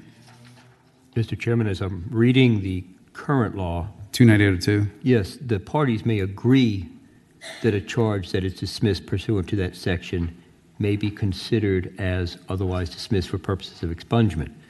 That permits an agreement for expungement. What this bill deals with is a prohibition against expungement. So I might be wrong, but I don't see the inconsistency. Mr. Chairman. Okay, Senator Carol Foy. Thank you, Mr. Chairman. Mr. Chairman, how I read it is 19.2-298.02 is deferred disposition code section, and that's a separate code that you can negotiate with the Commonwealth attorney under that code section for specific things. However, when I think of plea agreements, I think of separate contract law. You are having two parties bargaining for an end result, and what the terms of that agreement, they can decide. They don't have to do it under 19.2-298.02. They can do it on another code section. They can do it just with an agreement. They'll continue a case out for certain stipulated reasons. But I think of this as contract law, and what you're saying is even in contract, you cannot have a Commonwealth attorney use the leverage of not being able to expunge a case and the other things that's enumerated from Senator Salim's bill in that plea agreement. Okay. Mr. Chairman. Yeah, Senator Perry. I respectfully disagree with Senator Carol Foy. The prosecutor of the Commonwealth has to agree under a 298.02 deferred finding. And as part of that, they can agree or disagree with the expungement. I know because I represented someone, right? And we agreed that the charge could be expunged if they completed their deferred finding. But the judge did not check the box on the back of the warrant. So I went to apply for the expungement, and guess what? My circuit court judge said, no, I need this in writing, that this was part of the agreement of the Commonwealth, that this could be expunged. So I had to take myself back downstairs and have the judge fill out the back of the warrant. That was all part of the plea agreement. The way that I read this is that the Commonwealth can no longer agree to expunge or not expunge. Making that a part of the plea agreement, which is inherent in 298.02, would not be permitted by this statute. Senator, I agree with this policy. And by the way, with regard to subsection 2, I carried a bill to specifically enact this policy, but I think it predated the adoption of 19.298.02. So I agree with what you're trying to accomplish. I'm just trying to make sure we're not creating an irreconcilable conflict in the code. It seems to me that it could easily be fixed except as permitted by section 19.2-298.02, comma, the right to file a petition requesting expungement. Wouldn't that solve the problem, Senator Perry? Mr. Chairman, quite respectfully, I have a separate issue. As a prosecutor, right, let's say that I was prosecuting a DUI offense, right? And I thought, this person comes in, they say, look, I am a recovering veteran, I suffer from PTSD, I took, too much of my medication that I take to help me sleep at night, and I ended up in this DUI, no one was hurt, all of these other mitigating factors. And I say, you know what? I understand that that is fair, right? I don't want to convict you of a DUI. Maybe it would have these adverse consequences to you, right? So I'm going to convict you of what we would call wet reckless, right? Reckless driving offense with the ASAP prohibitions and things like that. But I may also, as a prosecutor, want to continue to ensure the safety of the public. So I would want to make it where they could not expunge the DUI offense, so that if they came back on a DUI second, I obviously can't proceed against them for a DUI second, but I would know that this was ongoing behavior that was continual in nature, and that would impact how I would look at that case. I think those are important considerations for prosecutors to be able to make for public safety and other reasons. And the last thing I'll say on this bill is that it is also the case, besides we have done a lot of work. At least there was a point in time where we tried to get people into specialty dockets. Drug court, mental health docket, I have spent a lot of time, energy, and effort on that. I think the way the code is going, as we continue to try to remove things for other people, but we continue to increase those downsides, I'll call it, for people in specialty dockets. That includes things like, hey, you can only stay incarcerated for X period of time, but a shorter period of time, but you can stay in for longer if you're waiting for a docket, a specialty docket, right? Most people don't want to do that, right? And we do it for a variety of reasons, but this is the same kind of thing. You're not permitted to waive your Fourth Amendment right unless you're in a specialty docket. What we're doing is piling on to people who are in specialty dockets what we are otherwise considering adverse consequences: waiver of Fourth Amendment rights, increased jail time, only on the people who are in specialty dockets. And guess what that means? Defense attorneys, you and I, are going to be less likely to advise our clients to go into specialty dockets because the requirements are so onerous now. And if you are not in one, you will not have them. That may be a policy decision that this committee wants to make, but I do think we need to be cognizant that that's the decision that we are making. And one final thing, and then I will shut up. It's quite a statement in response to my suggested amendment. Go ahead. Part of any probation sentence is the inherent condition that someone keep the peace and be of good behavior. As part of that, sometimes some jurisdictions have probation officers who go out to people's homes. They do checks on those people's homes. As I read this bill, that prohibits that.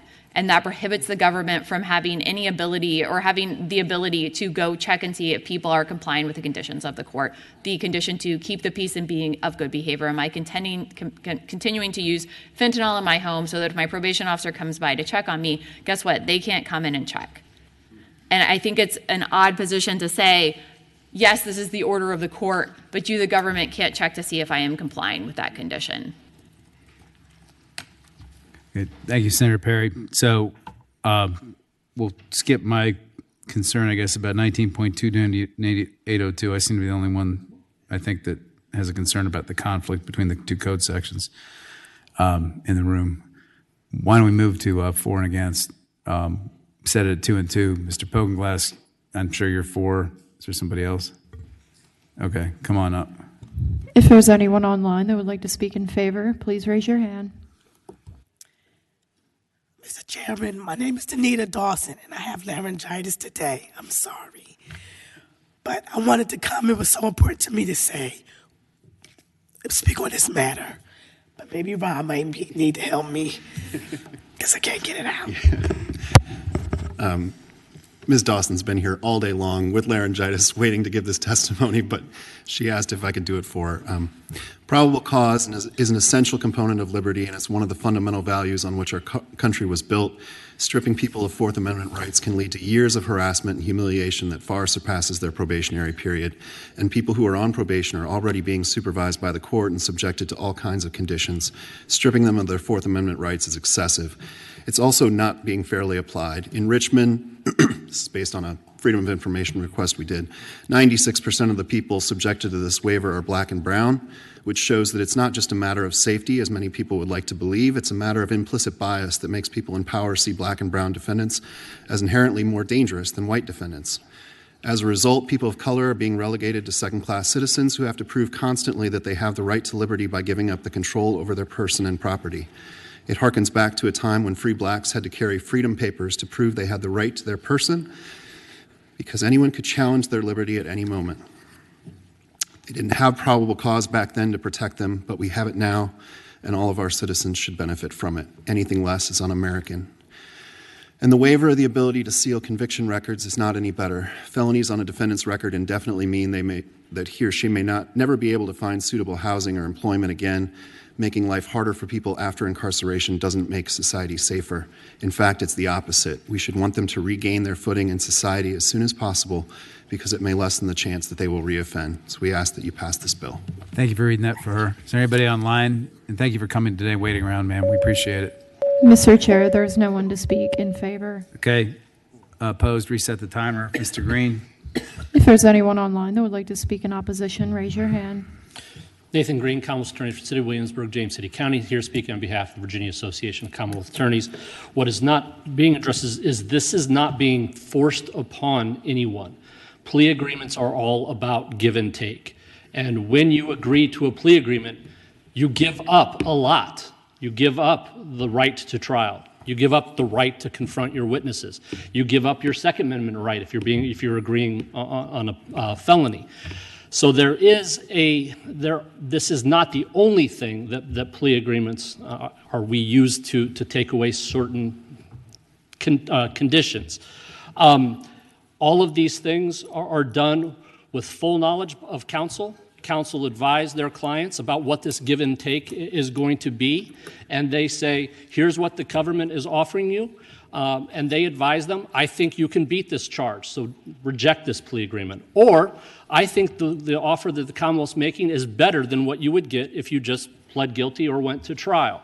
This is, again, that give and take where the Commonwealth is giving up something as well. More often than not, it's a number of charges. For example, an individual who's been caught distributing drugs 5 times may plead to 1 with a plea agreement that has this waiver in it.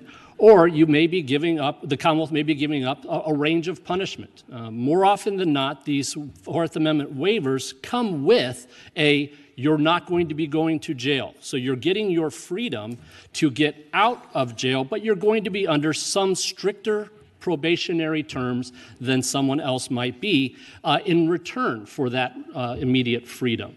This is basically saying that defense attorneys and their clients can't make up their own minds. They therefore have to be protected from themselves, and the VACA sees no reason for that. There is no jury sentencing any longer if the defendant doesn't want it. And so therefore, the leverage that I think is being argued here just does not exist. Thank you, Mr. Green. I think some people might disagree. That these plea agreements are totally consensual, but I get your point. Is anybody online opposed? Mr. Chair, there is no one to speak at this time.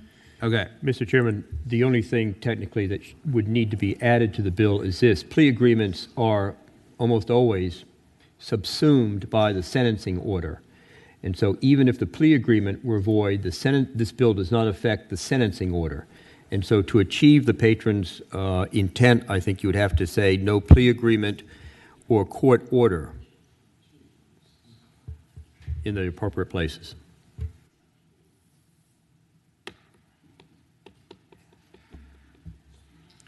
Mr. Chairman? Mr. Chairman, I think Senator McDougall and Perry. We've talked about this forever. I'm going to make a motion, and y'all can make a substitute motion, and then we can move on to the next one. I'm going to move to PBI. Substitute motion?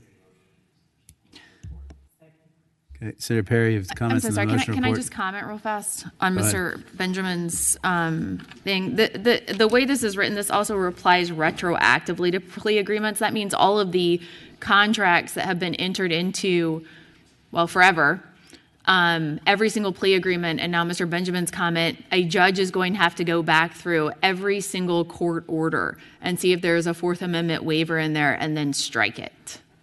Mr. Chairman, Senator Perry is correct. That is a huge issue for the committee to consider, is the retroactivity. As opposed to making it retroactive, which would have the effect that Senator Perry points out, ordinarily the committee would say no plea agreement or court order, and that amendment has not been offered yet, after July 1, 2024.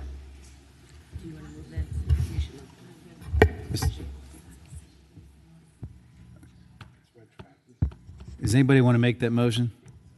I was gonna move that. Okay. Okay, so I believe, Senator, you're moving to strike the enactment clause and add the language to the front of the bill that says no plea agreement made before or after July 1 of 2024. Right, the quarter is a different concept, but yeah, if we want to put it all together, we can do that. And honestly, if you take off the enactment clause, it doesn't apply to anything before July 1, 2024. Although the Court of Appeals sometimes gets weird about that. But okay, so it's been moved and seconded. We strike the enactment clause and add the language that was just described at the beginning of subsection A. All those in favor say aye. Aye. Anybody opposed? No. Okay, a couple no's. Senator Subramanian, you renew your motion? Okay. Senator Subramanian moves. Senator Carol Foy seconds. We report the bill as a substitute motion. Clerk will open the roll.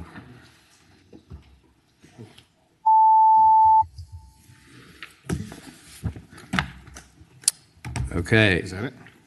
We have two more. Ayes 6, noes 4. Two more. All right. I'm going to do mine next, and we'll do Peaks last. The next one I have, we heard partly last week. I have it's my protective order bill, which was, yeah. Yeah, which one is it? 502. Yeah. Okay, 502 is before us. Senator Deeds, why don't you take over? Senator Servell, you've got Senate Bill 502. You got an amendment or a substitute? I have a substitute, and I move the substitute. Okay, is the substitute before the committee? Yes, it is. Okay, we've got the substitute. It's loose in front of you. We have a motion on the substitute. Is there a second? Second. Okay, all in favor of adopting the substitute for 502, say aye. Aye. Any opposed? Okay, this bill in substitute form is before us. Senator Servell. Thank you, Mr. Chairman. The only difference in the substitute in the original bill is that the substitute said that the child has to be in the household. So the bill, as it's written now, says that a parent cannot seek a protective order against a child who lives in their home, and then it says that a parent can go seek a CHINS petition. And that if the CHINS officer, if the intake officer denies the CHINS petition, they have to state the reasons in writing, and then the parents can themselves file a CHINS petition themselves. Right now, a parent is not allowed to directly file a CHINS petition, only the intake officer does. So what it does is this bill creates an avenue for parents to seek control of a minor child in their home, other than using a protective order, which from my perspective is a sort of overly aggressive and obtuse way to deal with it. I don't believe there's any objection in the ether out there to the CHINS piece, but I believe Ms. Varkey with the alliance over there doesn't like taking away the protective order remedy, and she probably wants to be heard on that. Okay, are there people in favor of Senator Servell's bill? If there's anyone online that would like to speak in favor, raise your hand. 502. She would be here, but she's wearing a robe and can't testify. Okay. There's nobody online, nobody in the room. Are there Mr. Chairman, did we already take testimony on this bill? We're doing it right now. We never took up opposition. We got into, I think Senator Obenstein started asking me questions, and then it got carried over, I think is what happened. Okay, then we've got people opposed to the bill. If there's anyone online that would like to speak in opposition, raise your hand.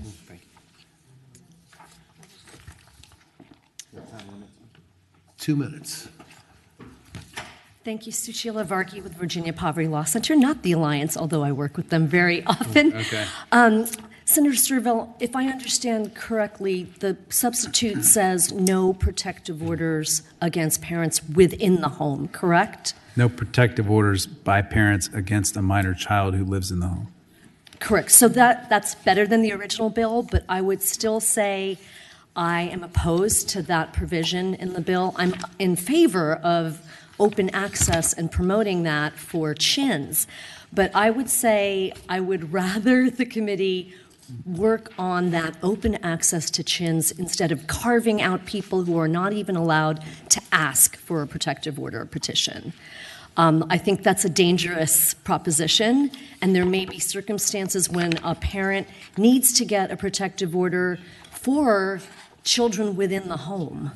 even if that child doesn't live in the home anymore, the child that there would be the respondent. So I would ask for all the protective order provisions to be removed from this bill, and that's a bill that I could support, the CHIN's promotion. The provision that says you can't get a protective order against the child, you would ask that that be removed from the bill? Correct, Okay. from all aspects, the EPO, PPO, and PO. Okay, thanks very much. May I also just state that in the EPO scenario, you're setting up parents, because law enforcement may get EPOs against anyone if they find probable cause. You're setting up parents to have to participate in a criminal prosecution in order to get an EPO against their own child. Thank you. Thank you, ma'am. Is there anybody else? Okay, Senator Servell, you want to wrap it up? Mr. Chairman, again, this was this policy was brought to my attention by somebody who does a lot more than this than me, who we just put on the bench in Fairfax, so she can't be here today, obviously. But I just think the CHIN's process is a lot better to deal with an unruly child in your house rather than filing a protective order, throwing your child out of your house, and creating criminal consequences for a child misbehaving in the house. Mr. Chairman, question. Senator Obenshain. So this is not an area in which I practice. How long does it take to get a protective order? A couple hours. You can get an How long, emergency Mr. protective order before Mr. Chair? magistrate. Yes, Senator Obenshain. How long does it take to get a court to enter a CHIN's order? Depends which jurisdiction you're in. Some jurisdictions are shorter, some are longer. Some it can be the same day. Some it could take a few days. I'm not as familiar with the rural jurisdictions where their intake processes are slower. Could take weeks. I doubt that there are too many places it would take weeks, but it can take several days in some of the rural jurisdictions. Some of the rural jurisdictions where I practice.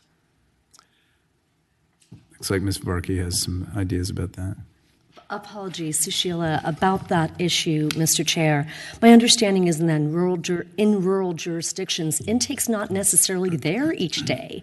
They might have to cover many jurisdictions, so a person would have to come back when they're back or travel to the jurisdiction where they are. Well, that's absolutely correct. In Highland County, for example, they've got juvenile court one day a month. And intake is in Stanton generally, which is 45 miles and several mountains away. Senator Obenshain well knows it's all his territory now. Mr. Chairman. Mr. Chairman. You've got plenty of judges. Mr. Chairman. Believe me, court one day a month. Mr. Chairman. Senator Servell. But I believe also in those jurisdictions you would have to obtain the protective order by the exact same process through that intake person, so you have the exact same. Absolutely. Right, so it's the same delay either way. It's just a question of which remedy you use.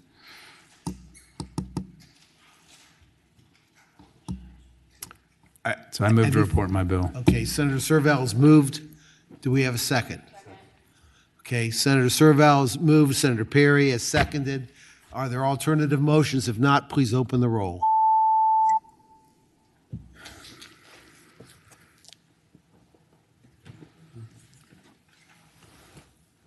Ayes 5, noes 3. 5-3. 2-1, 2-1. Okay, 5-4. Ayes 5, noes 4. Okay, last bill. All right. Senator Peake. We've talked about it a little bit. I have got people who have been here for 4 hours now. Please let them come speak to the bill. Okay, In favor. Okay, so we have Senator Peake's bill that we entered the substitute, which is a House of Delegates bill we didn't see until the beginning of the committee hearing. Why don't we set it to 2 and 2, and people in support come on up. If there's anyone online that would like to speak in favor, raise your hand. Members of the committee, Benjamin Knotts with Americans for Prosperity. Y'all have spent a ton of time this session and previous sessions talking about surveillance technologies. And the fact of the matter is that a lot of us know that we don't have inventory of all the ways different localities are using this stuff. So what this bill has done in reference to the original approach was top down, work with DCJS to create a registry, then talk to the localities, and then they will send it back. This substitute, what it does is it says, okay, let the localities come, and they need to send that to DCJS to make a study recommendation. So you, the General Assembly, will be informed on what's out there, like AI. There's license plate readers without AI that we don't even use yet. So this will save you a lot of time and energy in the future and inform the process a little better, and we hope you'll act favorably to the bill in some form. Thank you. Thank you, Mr. Chair. Maisie Osteen from the Legal Aid Justice Center, and I'm speaking on behalf of the ACLU as well. They had to leave, but are fully in support of the bill.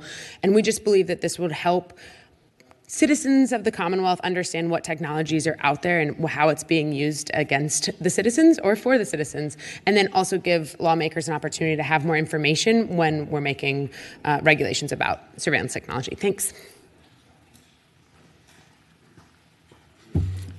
Mr. Chair, Rob Hogan Class, Justice Forward. Nothing to add. We support the bill. Thank you. Okay, is there anybody in favor online? Mr. Chair, there's no one else online. Okay, is there anybody opposed to the bill? Directs it by statute. We never do that. Senator Deeds. Mr. Chair, the only I've got no problem with the study, but I'm not sure that I ever remember in the years I've been here that we directed a study by statute. Could we turn this into a Section 1 bill? Could we turn this into a Section 1 bill and request it that way? Mr. Chairman, in my conversations with the caucus chairman and with the leadership of the House, we typically don't direct any of our commissions by statute to do studies. We typically kill bills and then send it with a letter asking them if they have it within their time, their bailiwick that year to do the time to do the study instead of the legislature directing it. And that's the process we agreed on with the House of Delegates at the very beginning of session. Now, if we wanted to totally throw out what we agreed on with the House of Delegates in this committee meeting, I guess we could talk about doing that. But that's typically how we handle these Well, things. Mr. Chairman, are they going to pass this bill from Delegate Rasool? I don't know. I didn't look today. I mean, Mr. Chair. Mr. Chair, and this is essentially, this is my commitment. If we pass it out of here, if they don't, if it looks like it's a mess, I'll withdraw it from the floor. I will defer to the chair and co-chair of courts committee as to what they want to do if it gets to the floor and it looks like a mess, or if we need to convert it to a Section 1. We'll do any of those. Mr. Chair, I certainly wouldn't object to send something out of here, but I'd rather send it out as a Section 1 bill than as a separate code section. That's Senator Salim, you have something to say about that? Mr. Chair, the House versioning, as we were making our substitute, worked it out in a way that it's going to get out, and I think They what? It got out of their appropriations committee that it's going to work out in the way we intended to work out, and not turn this into study unless, for some odd reason, tomorrow they decide it's not going to go as they planned.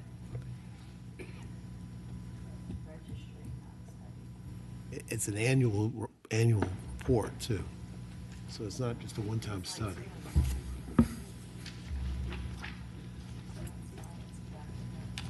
Yeah, it's not just a one-time study. Not at all.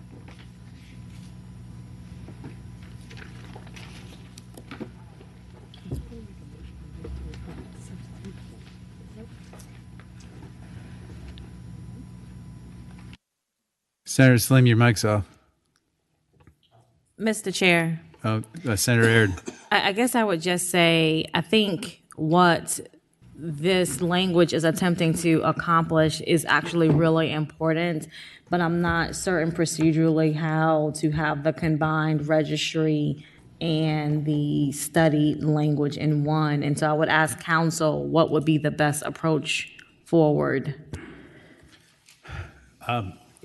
Senator, I think what we would do is we would have the bill with the registry in it and either have an enactment clause, asking JCOTS to just look at it, but not necessarily study it or something, or we would just adopt the registry and I would send a letter to JCOTS asking them to consider taking it up on their agenda over this year. So, and Senator Aird, I agreed with you. I thought the registry was the best approach, and I articulated that about 3 weeks ago to some people, but apparently others have disagreed with me. Well, Mr. Chairman, if we can move forward with the registry as you've described, does that require a motion of any sort? I think we don't have time to do that in committee, but we could probably do that in a floor sub tomorrow and go back to the bill that I thought we were going to talk about today. That would probably be the best option at this point, I think. So I think it looks like there's a consensus. Maybe we ought to approach it that way. Senator Aird moves and Boyce goes seconds. We report the bill with the understanding that we're going to alter it significantly on the floor, and I'm probably going to end up sending a letter. All those, can you open the roll, please? And you need to make sure you get the substitute draft. Yeah, I got it. Ayes 11, no 0. Okay, bill reports, committee will rise. Thank you. I will.